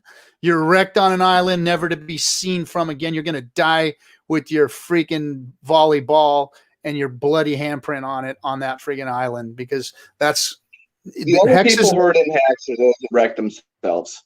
yeah. I mean, so it's as Hex simple. goes on, it's not going to happen. That's not going to be, I think that as Hex goes on, you're not going to see people wanting to trade it on volatility, because it's really not that volatile right now. The volatility is, it's going up. Don't freaking short Hex right now, guys. The easiest way to get wrecked is to be playing with the market. I'm sure that there's guys out there that are, they're doing okay, but Hex is going to wreck you if you're trying to short it, because this thing is, especially year one, it's going up. You're definitely on the market and you're trying to set bids, okay, and then you try to drive the price down to hit your bids, so that anybody's selling below you, then that game is very dangerous. Trying to drive the price down, it's a dangerous game, because once when it takes off, it just jumps up, and then you're out of your position and you lose it. Yeah. What I was doing was I was setting some catch bids, like 1 Satoshi. So take a good fraction of a Bitcoin, put it in on a low liquid exchange, and set it at 1 Satoshi. So when they were dumping, you're catching when they hit market sell, you're catching that at the bottom there. So I got real lucky with that, because I wasn't getting putted out of the scenario. So I was smart enough to go on there and set some. So I got some real cheap Hex when they were dumping the price, because there was no liquidity, because no one was really buying it on the exchange, because they could get it in the adoption amplifier and they could get it on Uniswap. So no one's really using the regular exchanges all that much, because it doesn't make sense. But it does allow opportunity, like on Bitcoin.com has only maybe 14 ETH on the buy side. So if somebody tries to dump a bunch, more than 14 ETH worth, and you're sitting at the bottom of the list, and they try to dump and they go right through that market, you buy it for away. Because they made a mistake and they just tried to dump it. But there's a lot of people that you can't count on that to happen, and you have to put your funds in there and wait. But there's a lot of people that have that position. There's a lot of people that hold that position, though, just to see if that happens, because there's been like days where accidental dumps have happened and people have capitalized on shit like that. So there's traders out there that do that. They understand it. I don't. They do. But to kind of digress back to what we were talking about, how Hex fits in, younger people's and people's like us, lives, after big payday, I mean, right now, everything is speculation, the price of Hex and all that. It's my opinion, and I'll let you talk about it too, is that the Hex price is going to continue to rise, through year 2. Probably because of FOMO, probably because of people seeing the utility. That's my prediction on what the price is going to do. Where it rises from or how high it rises, I don't know. That's the variable. But I think that as people understand it, so year 1, volatility, big rise, people getting in, FOMO at the end of the year, people wanting to get in big payday, it's going to rise sharply, my opinion. Where and from where that goes, I don't know. We might see another big dump, and then we might see a good rise. Will it take us to all-time highs? I don't know, but I'm almost positive that by big payday, we're going to see some type of rise from wherever it bottoms out at, After that, I think people are going to start to understand what Hex is, because of the share rate, going into 1/3 or whatever it's going to end up, half of it at least. It's exponential, actually, the share rate change, because of stakes ending and people getting out, and the price of the share rate changing. So that's going to be a big freaking deal when the share rate changes after big payday. That's going to be a big deal, and then people are going to realize, all the people that got in year 1 are going to realize their position now. They're going to go, holy shit, look at how valuable my position is now. Look how valuable the shares that I purchased You're going to realize that on day 352, 353, as for people who got in. Pretty complex. It is complex, people but understand their points. The numbers, the numbers don't are really complex. understand the shit. Yeah. So my what I'm saying is that, yeah, it is complex and how it's going to happen, but what's going to happen is it's going to change drastically. And a realization of what you have in your hands is going to be like, oh, wow. Because people who got in year one and hold a small position, for those of you out there who are holding a small position, under 100,000 or under $1 million, those people that have, that's their bag, that's their stake. You're still going to have a very sweet position in Hex because of that share price. And it's only going to go up based upon the years that you staked and all that stuff. So, that's when I think that the value of Hex is going to be perceived, and we're going to have a whole FOMO year. And if Bitcoin does what they all say it's going to do, my opinion, I don't think it's going to happen. I think, just my opinion, I think that Bitcoin has done what it's going to do. I see the value coming into crypto differently than it did in 2017. In 2017, it came in because of the stock market products. What do they call that? That's what's hard for me to remember is names of shit. Anyway, the options that came in. So when the options money came in, they went nuts. You watched them play with it. You watched the big money play with crypto. That was all done. They're playing with crypto. It's funny how, like one person can move it so much. And that institutional money that came in played with crypto, ran it all the way up to 20K. And then they dumped on everybody's heads and said, we're out of here. We're done playing with that game. And the institutional money left. It left, folks. It was $800 something billion market cap, and it dropped underneath 200. That money left crypto, and it didn't come back.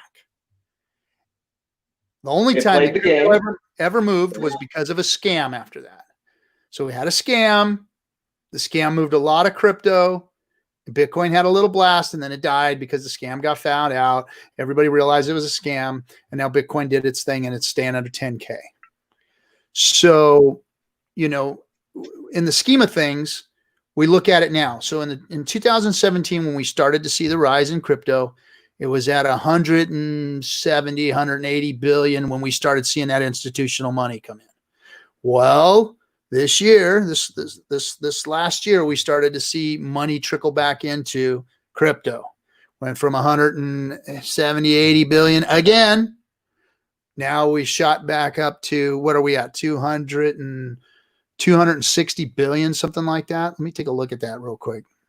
I'm not talking out of my arse. Let's see. Where are we at? We're at 259 billion. So all of a sudden, after this bear market, crypto in the last few months has gone up 70, 80 billion dollars, right? Significant increase. I don't see it as the same type of entry that entered in 2017. Again, my opinion. That we don't have some kind of trading product that allows you to bring futures in or whatever and all that stuff. But there's money coming in. What happened during that time? Hex came in. What's that? How much has Hex contributed to that? How much has Hex contributed to that? I don't know. I mean, we're still, what are we at? 500 million? Or is that where we're still at? 438 million Hex sits at. So kind of a spit in the bucket for the billions that have come in. But there's money here. Money just came into crypto, and most of it is sitting in those stable coins. So it's on the sidelines. And I think that all the hype about the halvening and whatever has brought that money back in. Maybe a bunch of institutional guys that got excited about it when the futures came in and all that crap happened in 2018. Maybe a bunch of them learned enough about crypto to say, oh, well, hey, I'm going to keep an eye on this thing. Oh, wait, it's jumping again. So they all jump back in, some of them. that wanted to get more positions in crypto again, see if they can capitalize on another big spike or something. But that was institutional money that came in and drove it to 20K, guys. Don't forget that. This is not crypto money that moved around and did that. This was money that came from outside, came in, and then exited. Said, bye-bye, crypto. You guys that was fun. We played with you. Even whales get wrecked trying to move the prices against bigger whales.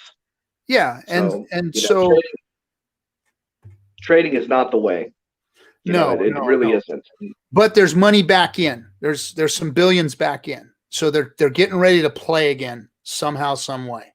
Are they going to play, or are they going to see something like Hex? Now, I don't think it's on their radar yet. I don't think they know Hex yet. I don't think that money that's sitting in those stable coins understands Hex. Now, they might be learning. They might be looking. They might see it. I don't know if they're seeing our little show or whatever, or Richard. I mean, in the scheme of things, we are spit in the bucket. We aren't that popular. I don't think too highly of myself. I have a little freaking crypto show on Hex that has 53 people watching it. And I appreciate each and every one of you that are watching Discourse Syndicate.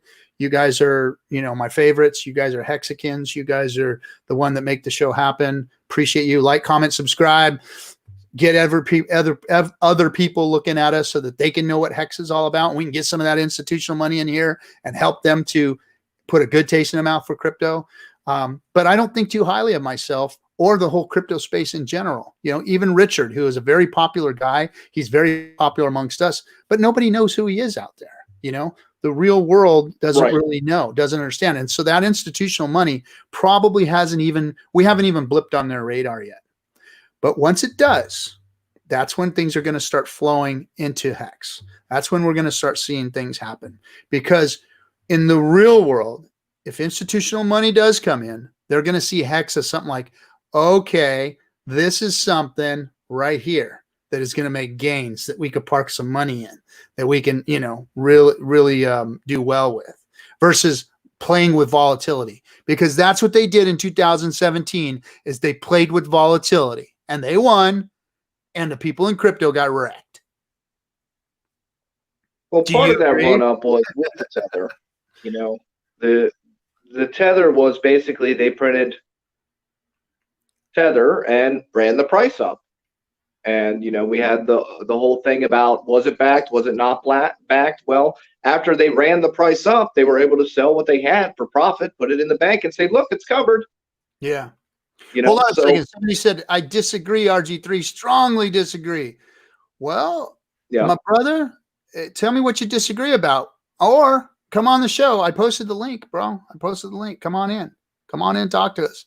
Tell us, change my mind, or educate me, because, I'm expecting all you guys to educate me also, or at least give me your opinion, because from what I've seen, I don't think my position is disagreeable, because I'm just stating the facts and what I saw and what I saw occur and what I see happening. And again, like I said, it's my opinion. So if you've got a different one, bring it. Come on in. I'll even post the link again, bud. There it is. Come have at it. There is what he said that he disagreed with.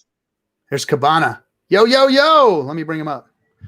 What's happening, brother? Oh, look at you. Cabana. What's up, bros? What's happening, dude?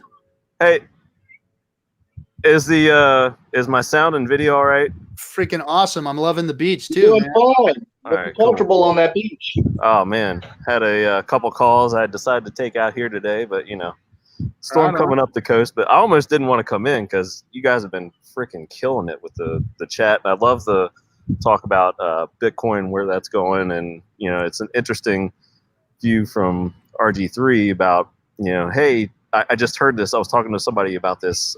Actually, did an interview this past weekend. Same thing. It was I think it's kind of hit its max, and we could be stuck around 10K for years now. Yeah. And I even asked him, I was like, hey, what's your price prediction 5 years out? And he was like, yeah, 10K. I was like, interesting. And he was like, yeah, because so much in the crypto world is evolving and taking shape, where Bitcoin is kind of, in a lot of people's minds, done. Stabilizing. Yeah. Yeah. And I can't say I agree with that just because of I see that as a future safe haven. So that's my side of that. I do see it as Wait, you said Bitcoin as a future safe haven? yeah, I do see it becoming a digital gold. So wait but- a minute. Let me ask you this. So digital gold is based upon it. You know, you get into gold. You're getting into gold to see if gold rises. You know, exponentially as a store of wealth because gold is never going away. Bitcoin, you're putting it in the same category as gold. However, when money comes in and they're looking for a safe harbor, an interest-bearing safe harbor, wouldn't you say that Hex would be a better store of wealth than, say, a Bitcoin on worrying about volatility versus a fixed rate of return? Absolutely.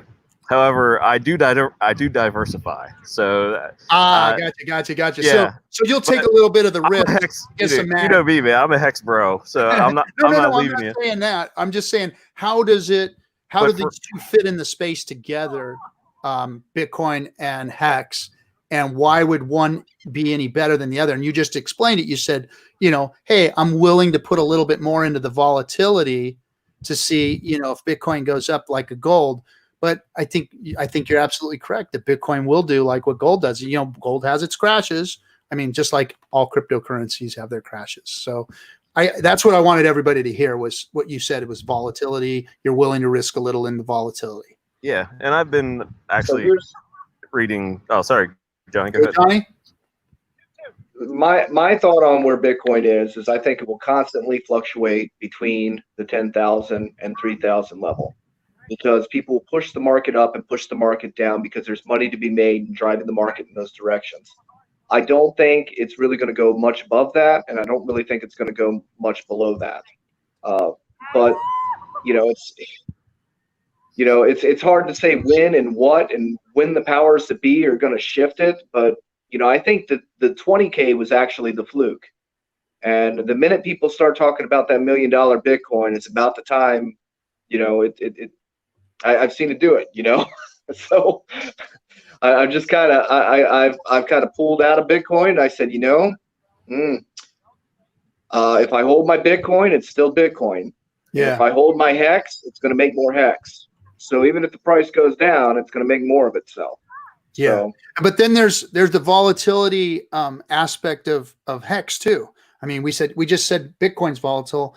Well, Hex is going to be volatile too. Price wise, it's going to be volatile too. So, you make a good point, Cabana, is that, diversification and having some there. I think I have a little more confidence in Hex itself as being a crypto technology and really where crypto wants to go. Because I always look at it as, I don't look at Bitcoin as gold, but it does resemble it in the crypto space a lot. But I look at it as a technology also, because we're sitting again. I like to compare it to, Betamax versus MP4s, and we are in technology. And if we want our finances to advance, we got to move over to the MP4 versus the Betamax. So, but that's just it. Bitcoin, it's a juggling match. Bitcoin could go the way of the Betamax, or it could go the way of gold. That's all to be determined. You know what I mean? Yeah, and it's such an interesting argument because again, I'm in the bull camp, and I do think it has its favorable characteristics still, even after all this time. I'm actually in the middle of reading Saifedean's book, Bitcoin Standard, which is would recommend anybody who is trying to understand just money in general. I would say the first 75% of the book, from what I understand, is just about understanding money and the history of money.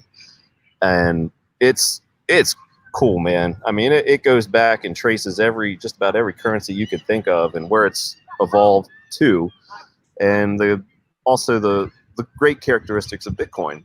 And one of those I keep coming back to in my mind is just the hard cap supply of 21 million. And, it can't be printed, and, it's not going to get, multiplied on your head. Whereas, any fiat governments can just roll right over you and be like, oh, we got more now, you know? Yeah, no, you're right. It does have some good characteristics to it, which is a crypto characteristic, you know? Yeah. Yeah. And that's not to say, you know, of course I'm bullish on ETH as well. And I think Johnny or you brought up Tezos earlier. I do like that as an alternative. Nothing's going to get the mad gains like Hex if everything plays out. You know, and then there's that element. And then there's that element where you're in a solid project early. You are in a Bitcoin like product within the crypto sphere early. So we've got all that on top of everything else. So it's like the excitement about Hex is that. But then there's the reality of Hex, which is how useful it's going to be in the future, how useful it's going to be to crypto. I've got some more people coming in. Let me bring up KNTX. But dude, that you're coming in great on the beach, by the way. That's cool. KNTX, yo, what up, man? What's up? Hey, what's happening? How you guys doing? What's going on, man?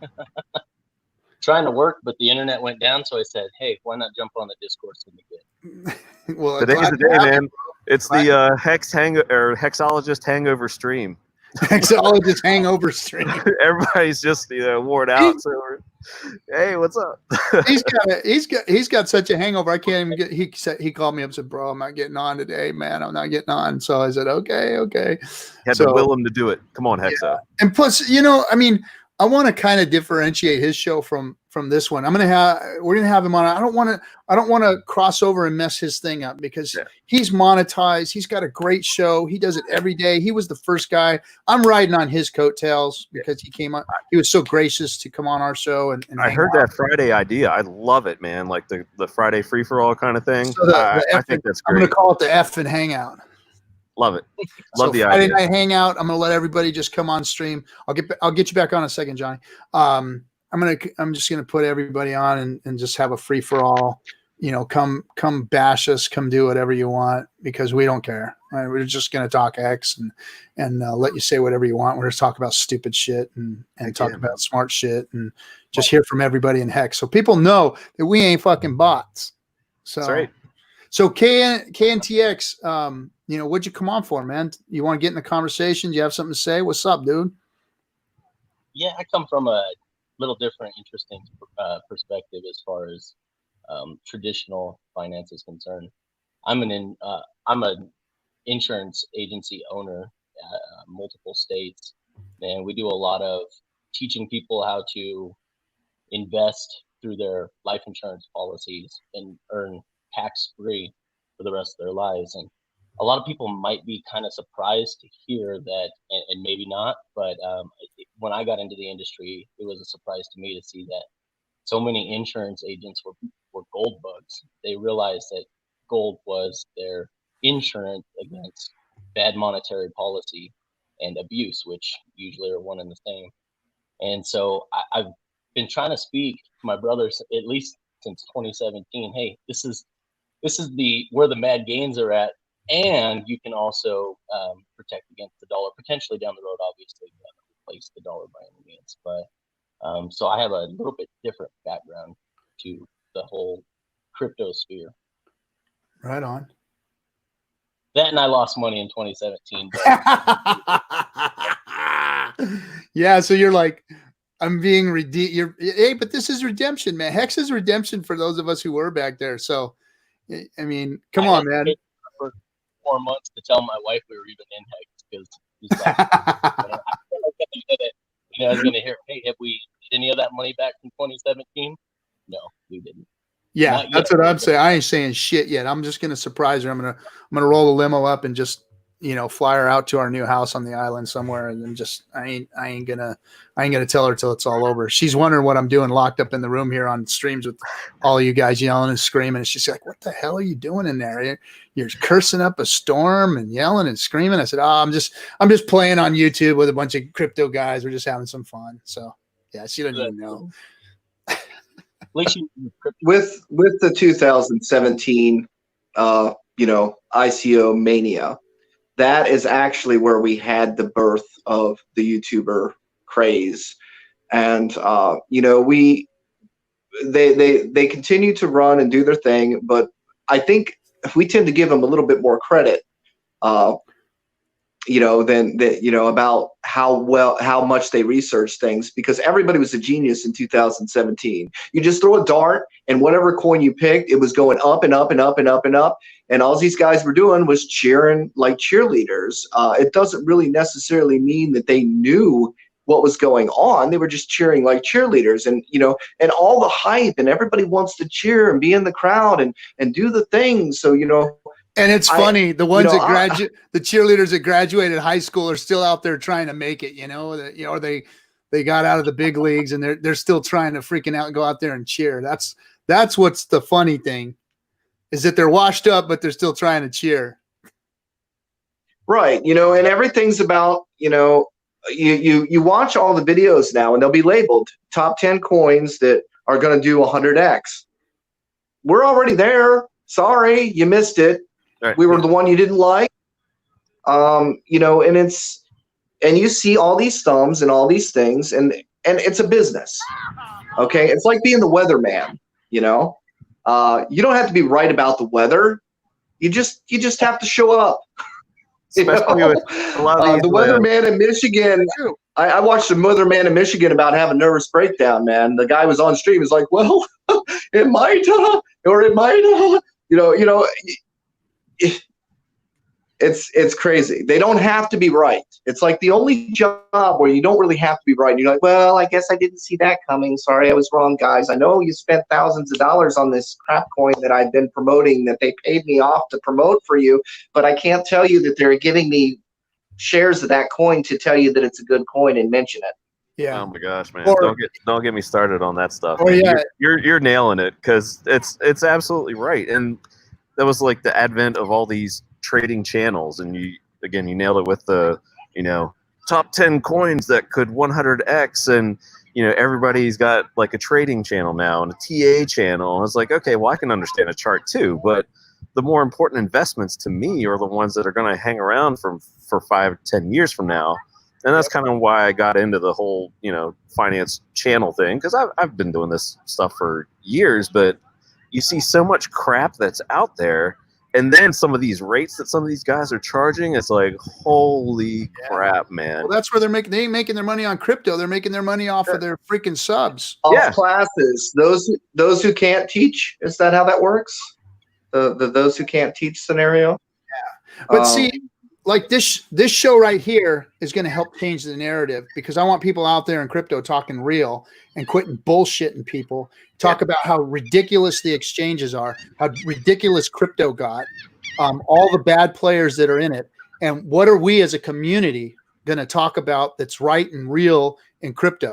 You know, go ahead and say you got fucking wrecked. Say it. Start admitting you got wrecked. Start admitting you had a big, you know, a big sore spot in your ass from freaking crypto for the last few years. Say that the bear market has pissed you off, that you want your bag to pump again. Say it. Go out there and say it. It's okay. It's okay to say that you got wrecked by crypto, or that you're hurting by crypto, that you want to go back up again.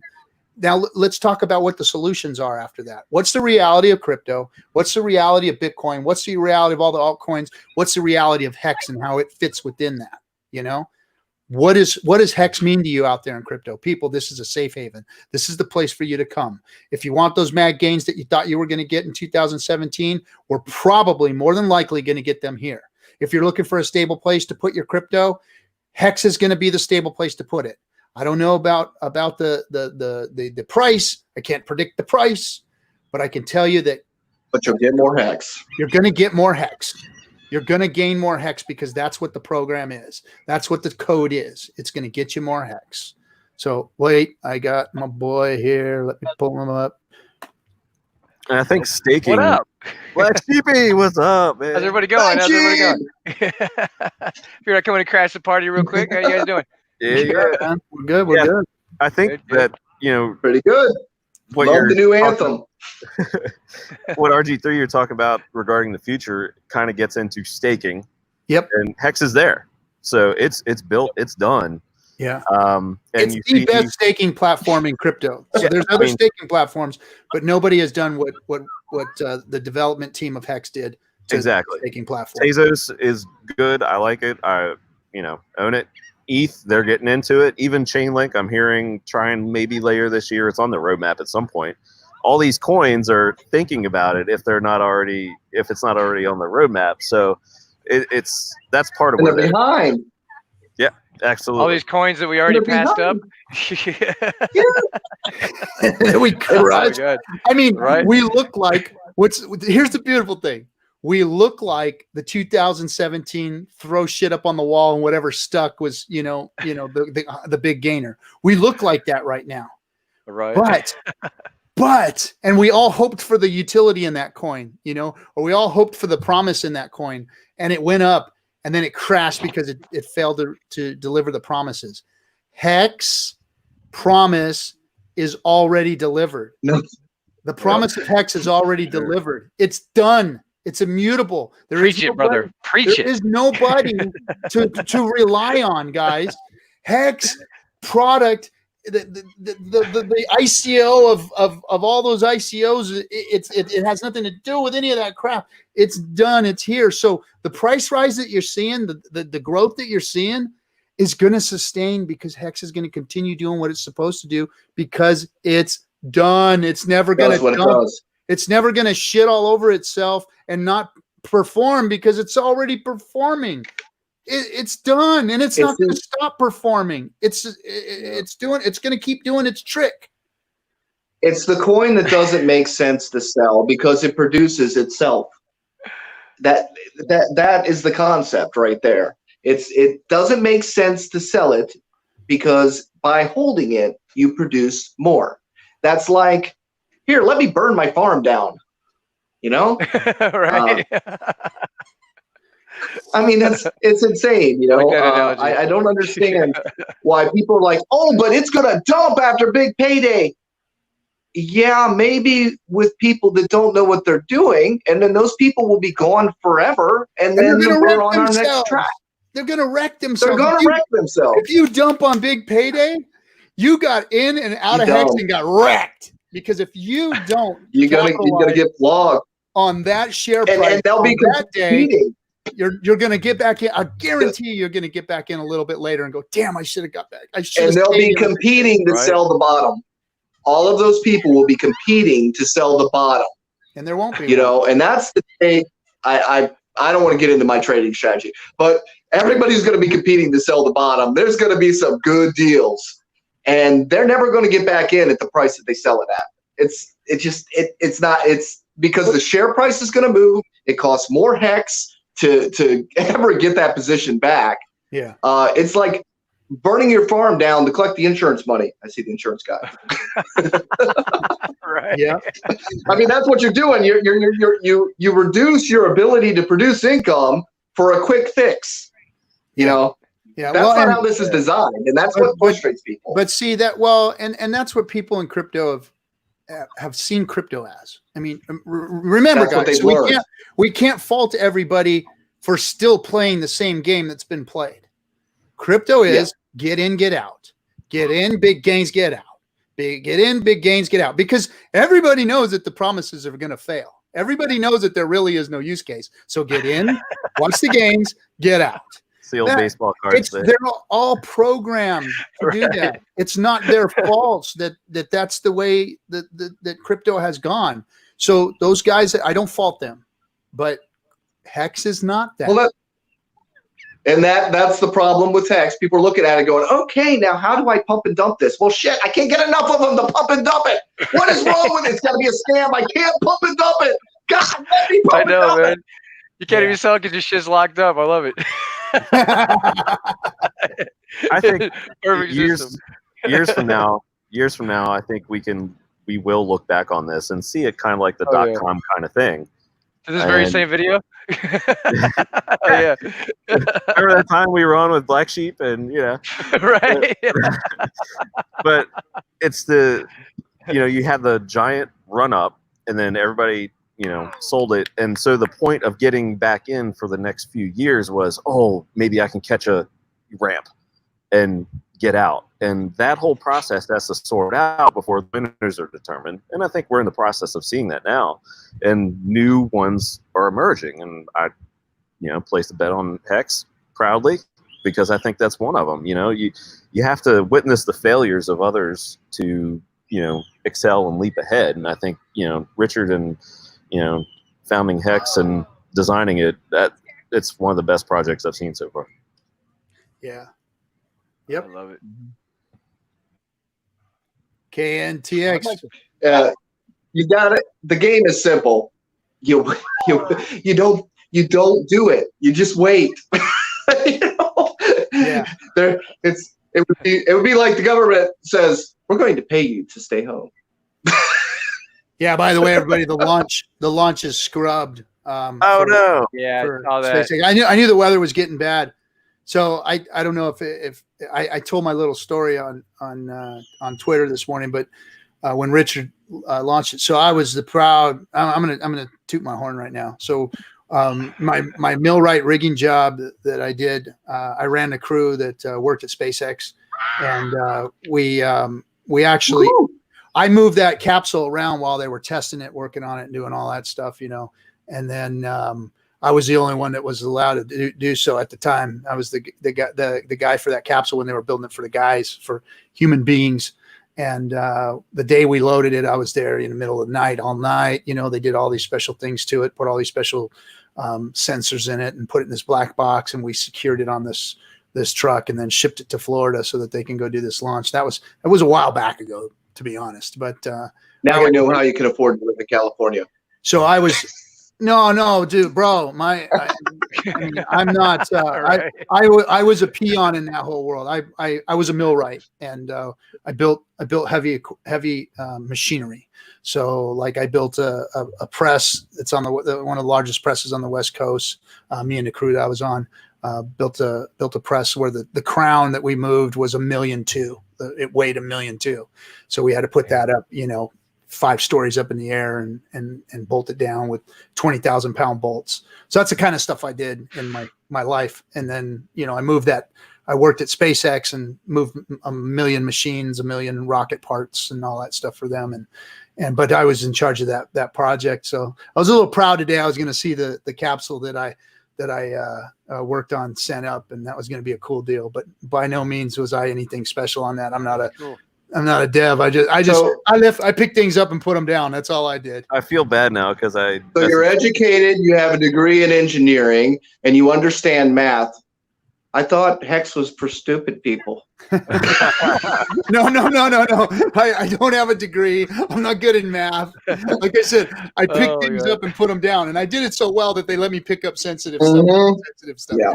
That's all. That's it. I'm not a mathematician. Yeah. I'm not none of that shit. So, but I know how to pick up something important and put it down gently so it doesn't get fucked up. Yeah, I was gonna say. Now that you mentioned the scrub, I jokingly messaged Hexo about his thumbnail. I was like, man, today's the first manned space Hex launch. Space He's Hex. He was like, oh man, cool, And then I was like, careful, man, because since I mentioned it, it's gonna get scrubbed, and it got scrubbed. So damn it. It's all your fault. Yeah, that's okay. I already generated the meme that had the Hex flag on the moon, and I said, "We'll see you here," because we're already there. Yeah. 100x. And did anybody see that happening that quick? I mean, I expected a penny like right before big payday. No. That's all I cared about. Just go to a penny. And it did what it did, and I was just sitting there going, okay, I have to rethink this because I was just expecting a penny months from now, Yeah. Price expectations, it's difficult because like a penny by big payday was considered from me to be like a fantasy kind of number, Was. Oh, no, I mean, that was a real number for me.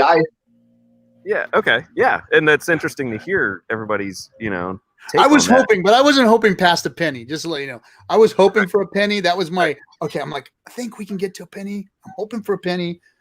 And we still have a long way to go, but still, I mean, where we've come from in the past couple months, Killer Seagull, it's like, wow, man, like what can happen? And it was interesting. I was just, running around, before I hopped on, listening to your conversation about kind of like the stages. Like, okay, well, we got, the whole launch phase going on, and it's going to be a crap show, and then what happens after? And it's that next year that really intrigues me. And I think, Hexo, you were talking about, kind of like a rise until we get almost to a more stable level.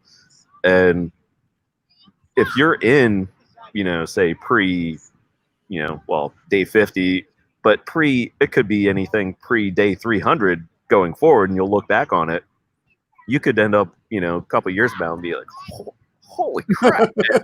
Right. I'm already like, holy crap. Yeah, man. I'm a little annoyed with myself because I did cash out and buy an engine for my Jeep. I sold about half my stack at 8X, so I made I made 4 times my investment, and I still have free Hex. Never anything wrong with that, man. There's nothing wrong with that. So that's realization of now game. it could have, I could have waited from 8X to 100X, but that's pie in the sky. I mean, I never would imagine that. I can't say I'm a genius. Look, I knew it would do 100X. I expected a penny by big payday because I expect there to be a run up right before big payday because people don't have any Hex to stake and they're going to want to get in, and there's not going to be anything available because people are going to be staking and getting ready for the big payday. So there's going to be a run up right before then where it is going to have to go up in price. So I expected a penny then. Now I'm looking maybe say 3 cents, 3-4 cents is possible. But I would never I'll take it. That's my thought. About I would not. I wouldn't have said that at the beginning. All I ever expected out of this was if it does a penny, then I've done well. Yeah. So I've got three views of the price. I've got if we don't overperform and we underperform, I'm thinking we hit a penny. If we come in, my middle range is 3 to 5 cents. Then there could be a breakout of 5 to 12 cents. I think there's a breakout there that I think that we 5 cent FOMO. I love it. The FOMO, the big FOMO, the I'm retiring. Oh my God, shit's happening. Moon Boy crap is 5 to 12 cents. I'm really thinking in the 3 to 5 cent. But I'm thinking we're talking pennies here. Doesn't matter. We're talking pennies and increments. Yeah. Well, absolutely, because we've got the supply. What's funny is all these other videos are this coin to $500. This coin, Now, Johnny. Am I still here? No, you're back now. No, you're good now. Here? Yeah. Yeah, you're better. You might want to turn off your video. So, we see. Okay. There you go. Can you hear me now? Yeah. You can still hear me? Okay. So, we see these coins for $500. This coin's going up to 500. This coin's going up to 100. This coin's going to do this, and we're talking about pennies. Everyone thinks, we're over exaggerating what Hex can do. We're just talking about the movement of pennies. 10,000 Hex at 1 cent is $100. If it goes up to 2 cents, that $100 is $200. Because of the unit bias, people don't really understand that, how incredible this really could be. Yeah. And especially when it hits $1. See that? Oh shit! Yeah, we're gonna have to see crypto grow really good. Oh, I lost. We lost KNTX. I think. He wasn't saying much. If you're gonna come on here and say something, and come on back to us, brother, and feel free. Just look, you guys just got to come in and kind of bull your way around here like Johnny's doing. Just freaking start talking. Say something. See, There it is. when we get into you know, I don't know pennies, you know, it doesn't sound like a lot, but, you know, say if you're in early, that's pretty sizable, you know, little percentage there. Yeah. But Yeah. I think, And that's the unicorn here. That's the unicorn. Early is the unicorn. yeah. And so what I then think about is market cap, and not for the hex sake of thinking, Crypto. but just general crypto. Yeah. And, you know, you just look at your app, you look at CoinMarketCap, and you see Bitcoin, Ethereum, Ripple, or Tether now. You're used to that top 4, that top 10, that top 20. Yep. And the gatekeeping, the ramping of it has been just amazing since Hex came on the radar. So there's a lot of things to think of here. And one of mine is, it's like, okay, well, do you want to kind of, as a community, talk about Hex as a crypto, or are we going for, hey, this is kind of like a store of wealth and interest mechanism? It's a financial product, yes. Right. And I think that narrative, if that actually shifts in that direction, then I think the market cap idea can kind of open up in people's minds, because right now it's like, oh, well, it could get, you know, say if it does a 10x or whatever, it could get close to Ethereum, and then people start comparing that in their minds to where it's apples and oranges. And I think if that concept, you know, changes in people's minds, and, you know, they can start to get it, and maybe it might have been good texture that touched on this idea of how it's marketed. I think that's a really interesting conversation to have. Yeah. No, you're I right. think the marketing, that's the direction that it has to go. The direction that the conversation in crypto itself has to go is use case. What is the use case of crypto? How is that, as that market cap, going to grow? What product fits in the best use case scenario? And if Hex could beat that? Hex is that. Yeah. Hex is that product. Hex is that financial product that fits in crypto perfectly to bring on institutional money to grow the market cap. Bitcoin does not. I repeat, Bitcoin does not. Bitcoin is an obscure gold product. It's gold, it's silver, it's an obscure gold product. That's what Bitcoin is. Like you said in the beginning, Cabana, you said, you know, hey, I diversify. I like the fact that it's a volatile, you know, commodity that I can get into, and, you know, I'm going to put a little risk in there. It's the people that fuck up the narrative. How much does it cost to start the average mining farm? Hold on a second, man. The problem is now you fuck my brain up. Anyway, so the problem is that people, you know, got into that, and now my thought's gone. Damn it, Johnny. I didn't mean to do it, man. It's just, so I think they get in and thinking that it's this use case, when in all actuality, it's more of a volatile commodity to invest in. And if you look at Hex, it's a complete counter to what that is. It's a financial product that sits in the crypto sphere that gives people a different reason to onboard, a different reason to look at Hex versus Bitcoin. Bitcoin has its place. It's something different. Hex is a financial product that people can use with confidence that it's going to do what it's supposed to do, like a crypto is supposed to be built, but none other has been built like this, where it's done, it's immutable, it gains interest, it builds more Hex. Of course, the price is the volatility issue. But once the product comes out and starts to operate as it's supposed to, and more money comes in, then I think the price will stabilize, rise, you know, based upon use case or whatever. And then, you know, we'll see that supply and demand deal. A real supply's gonna be short and the demand's gonna be really super high. So usually that means that we're going to the fucking moon. So, I mean, that's no way to put it. You put it, my brother. And there's a long way for this conversation to go, because you see so many people, I think came up plenty of times in the Epic Extreme 24-hour stream yesterday, but how do I trade it? You know, it's this short-term thinking that's just kind of crippled, you know, a lot of really good cryptos, in my opinion, because it's just chop, chop, chop, chop, chop.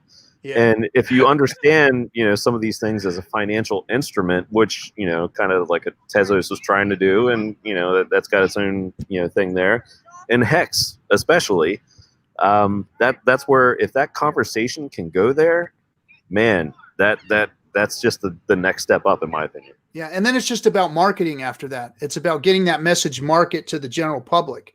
So creating within crypto itself that safe place where the narrative on Hex changes. Of course, it's got to go a long way and change a long way from where it is right now in the crypto community. And that's what we're starting to do. We're starting to change that fucking narrative so that people are talking about things, starting to talk about Hex properly versus what these assholes have been taught, how they've been talking about Hex.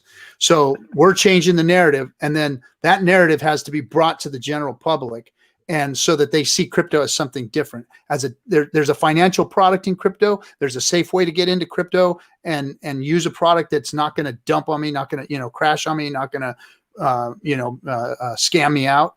And so once that narrative is out there and we can have some type of a huge marketing, it's got to be a huge marketing campaign. So there's got to be a lot of money somewhere within Hex to put a big marketing campaign out there to get that message to the general public.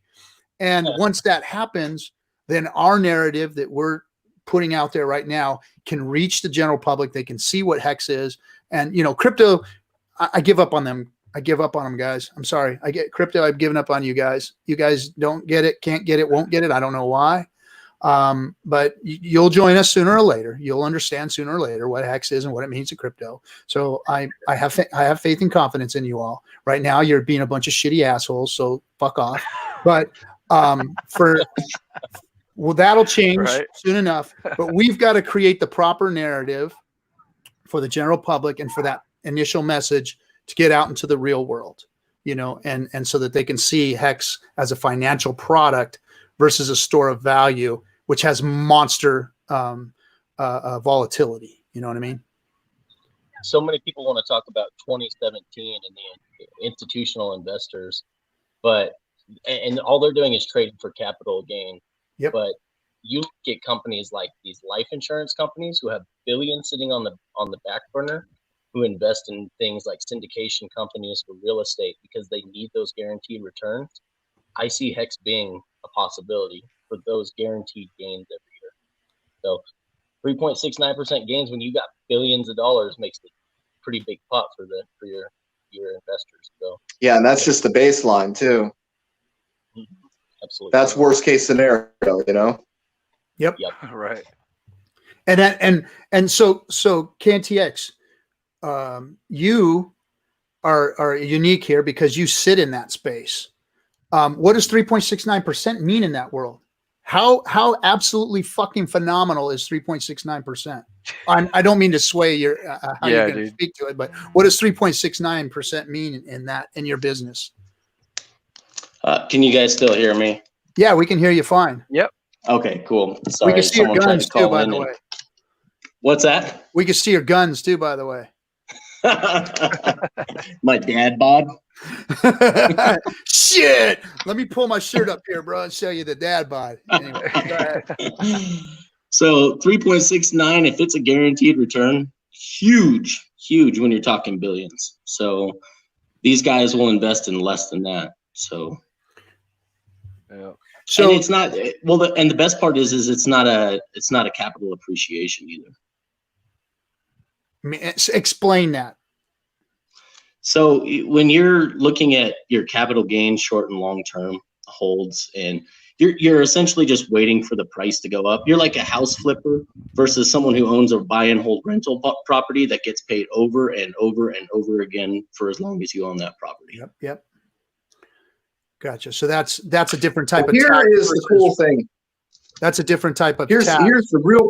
Hold on one second, John. That's a different type of tax versus a financial gain on an investment product, right?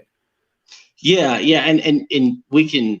I'm not a tax professional, so I don't pretend to delve into that. But I am a real estate investor as well as a business owner that does deal with teaching people how to essentially invest their money and grow it tax-free for the rest, and create an income for themselves at a later date down the road using those strategies. But there's definitely if you're doing short-term trades and you're paying short-term capital gains at at your at the level of your normal income that you're paying to the federal government. If you're in the United States, I can't speak for other countries, versus some of the nominal gains that you get as a return is completely different. Yeah. Right. I'm sorry, Johnny. Go ahead, man. So here's the thing. This is what Hex offers. You buy in once, you stake it, and you collect. That's it. Yep. You don't have to keep buying. You literally can buy in right now and collect Hex for the rest of your life.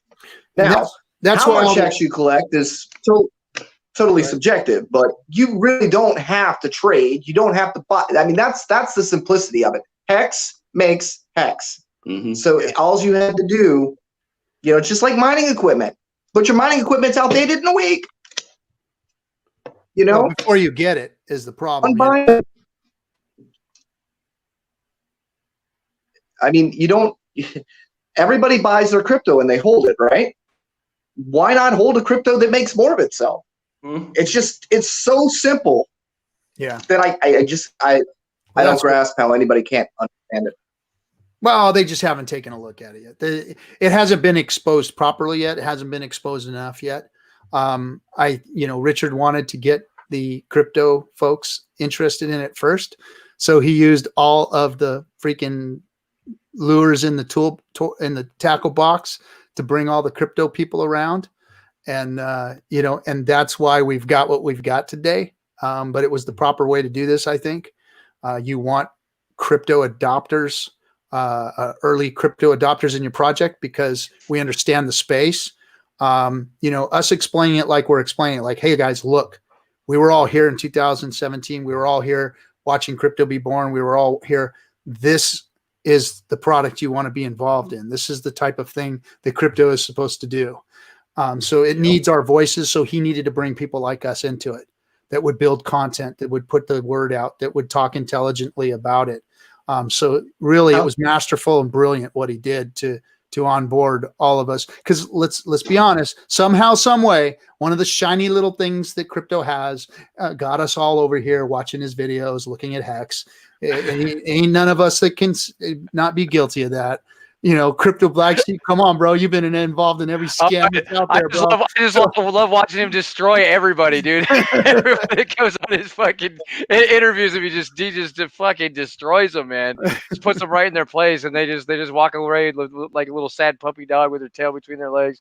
It's great. You can see it every time. Like you were saying the other day, you see that moment. You see that moment when their whole inside is just crushed. That's my favorite part. And I'll pause the video and watch it. I'll go right there is where he lost his shit. Right there. That's where he snaps. Right there. His little heart just broke right there. It's bleeding internally. His little crypto heart. Right. Oh my god. And some of them are better. Facts, guys. Facts. Hey, well, I gotta get off here. I gotta get back on the phone. But pleasure having me. It's been a pleasure, guys. Hey, thanks for joining us. Find your channel, Johnny. Hey, everybody, go check out Crypto Black Sheep's YouTube videos. He's the one who makes all of our music. I'm waiting for him to make Hex Anthem. Hex Anthem. All right, like, subscribe, share this video, guys. Get it out there. Let's talk about Hex. Let's talk about Hex. All right, chill it. You're right. All right, bro. Guys. Later. So. Anyway, I don't want to beat too much of a dead horse around today. KNTX, what else you got for us, man? You came in here. Dude, you've got some financial space knowledge. Lay some on us, man. So wait. Let me break it down so that maybe I can question you properly. What is it that you do? You said what you did, but what is it that you do? Well, I'm in risk protection period, so I do everything home. So you risk protection. Yeah, crop insurance. So you help people find very stable places, or you advise them on very stable places to put their money in the real world, right? Yeah, especially when it comes to this product. And you're regulated. You got to make sure you do the right fucking thing and all that shit, right? Absolutely. I'm not Series 7, Series 60. I'm not any of the variable stuff. So okay. I don't want to put myself out there as a financial planning expert. No. I'm not trying to put you on the spot, but what I'm saying is that in the real world, you help people find the right places to put their money with minimal risk. Yeah, absolutely. Protect Your insurance products and things like that. Managing risk, maybe. You help them manage risk. There you go. So a guy like you. So this, I want everybody to understand your brain, how it works, and what you do in the real world versus the crypto world. So my questions need to be geared towards that, because you're a guy that has a certain type of mentality, certain type of accountability and responsibility to people and their money.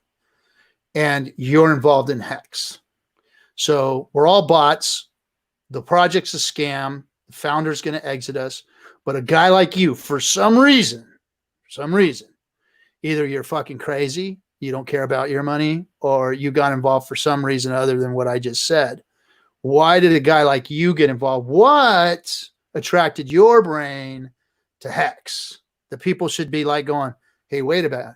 If that KNTX guy, and not financial advice, and he's not advising anybody, but what makes you look at Hex and go, that's something I want to get in? Because you're a risk manager. You manage risks. Why would you get in Hex? It's a fucking scam, dude.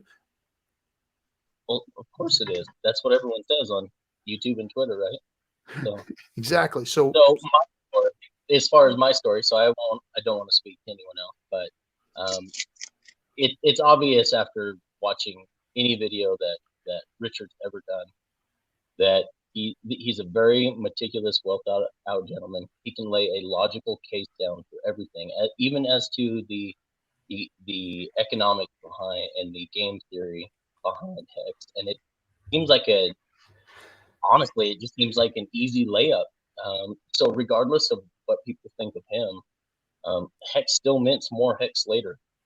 So, and I personally would never invest anything more than I could afford to lose. And yes, I consider myself safe in that regard. So I'm not saying, hey, go mortgage your house and go buy Hex, but so that's not financial advice, though. It probably would pan out pretty well for you if you did. But I just think that regardless of who stays involved in the project's solid. It's a completed project, and there's money to be, or more Hex to be minted down the road thanks to the project. It seems like a no-brainer to me. So what was that? I'm sorry, I cut you off. No worries. The logical argument that Richard has laid forth just makes so much sense. Yeah, perfect. And that's what needs to be said, is people like you with a brain like yours is saying things like this about Hex and what it could mean to people who are looking at an investment option within the crypto sphere. So that's the narrative that Cabana was talking about. That's what Johnny's been sitting here talking about. That's the type of thing that we need to keep talking about out there. Versus having Twitter wars and everything else. We need to sit down and waste of time. We need to educate crypto people. I had my fun, trolling and shit posting and doing all that stuff, in the early days. And, have to every once in a while, even, Sounds like you didn't do that earlier today. We're both guilty of that, R3. Both of us are guilty of that. I'm still going to get my fix. Every once in a while. And then when someone deserves it, they're going to get their ass slapped. But I want to start creating a narrative here on Discourse Syndicate where the people that understand Hex are talking about it, and people that want to come and oppose Hex could come in here and get beat down and get mounted and get freaking, grounded and pounded. And that's what I want is a place for us to do that. And, do it in the way that, the founder of the project does it, with knowledge, with integrity, with, truth, and reality, of what crypto really is and what Hex really is. And that's what I want us to do as a community is have a place to bring that to. So, anybody else got something? Cause I want everybody to like, comment, and subscribe, hit that freaking like button, make this project, here a little more popular. We're doing good. We're collecting money for Big Payday Party is the only thing that we're doing. We will never, ever be monetized because of my mouth and the things that I'm going to say. We'll be lucky to keep a channel. I am going to find alternate routes in case we lose it. But I'm not going to censor myself. I'm not going to stop talking like I do. I'm not going to stop any education or any real talk on here.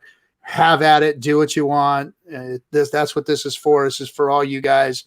And anything that we get, that if you donate to the links down below and stuff is going to go back towards the community one day for a big ass party or something, get you all lit up or have fun or something. We'll do something.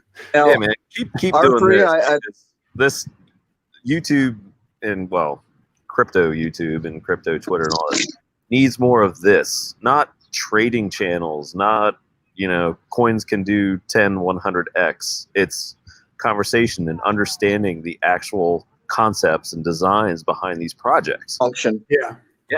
And I don't mind anybody educating me. I don't mind anybody coming on here and telling me that I'm full of shit about, Bitcoin, or I'm bullshit about anything else that's out there or what's going on. If there's something good going on out there, come on in. But I'm going to talk about Hex. I'm going to talk about its importance in crypto.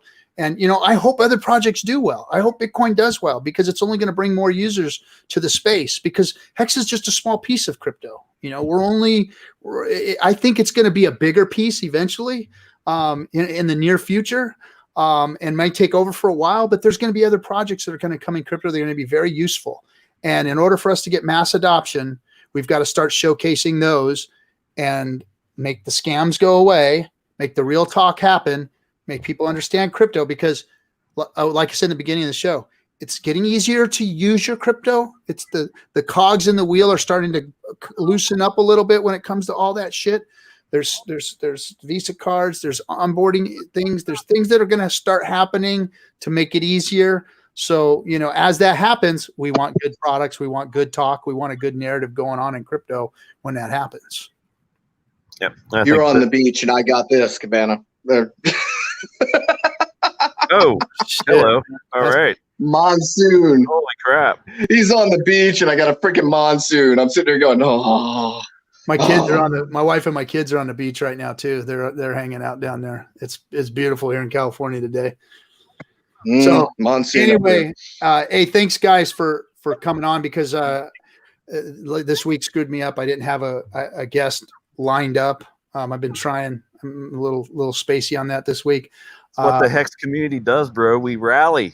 And then you guys came on. Appreciate it. I wasn't sitting here talking by myself, staring at the chat, because we know only Hexo can do a show like that, man. I mean, the guy is freaking great, man. He could sit there and look at a chat, and talk to you guys by himself, and pull up good content. I'm sorry for bullying my way into the conversation. You're all right. Everybody's got their own personalities. I'm just here to slap everybody around. I'm hyper. Calling the name chaos. I'm hyper.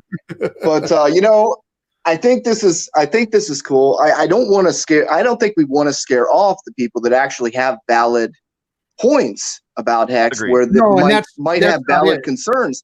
And everybody thinks, okay, we're some kind of cult or anything. No, just nobody seems to have any real information other than, I don't like Richard, he's bad and it's a scam.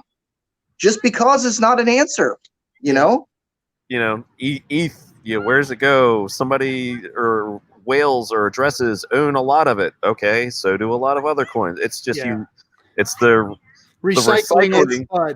The recycling. The same arguments like we were talking earlier is the same thing that no coiners say about Bitcoin. Well, so they make the whole space look bad. Well, we'll have constructive criticism.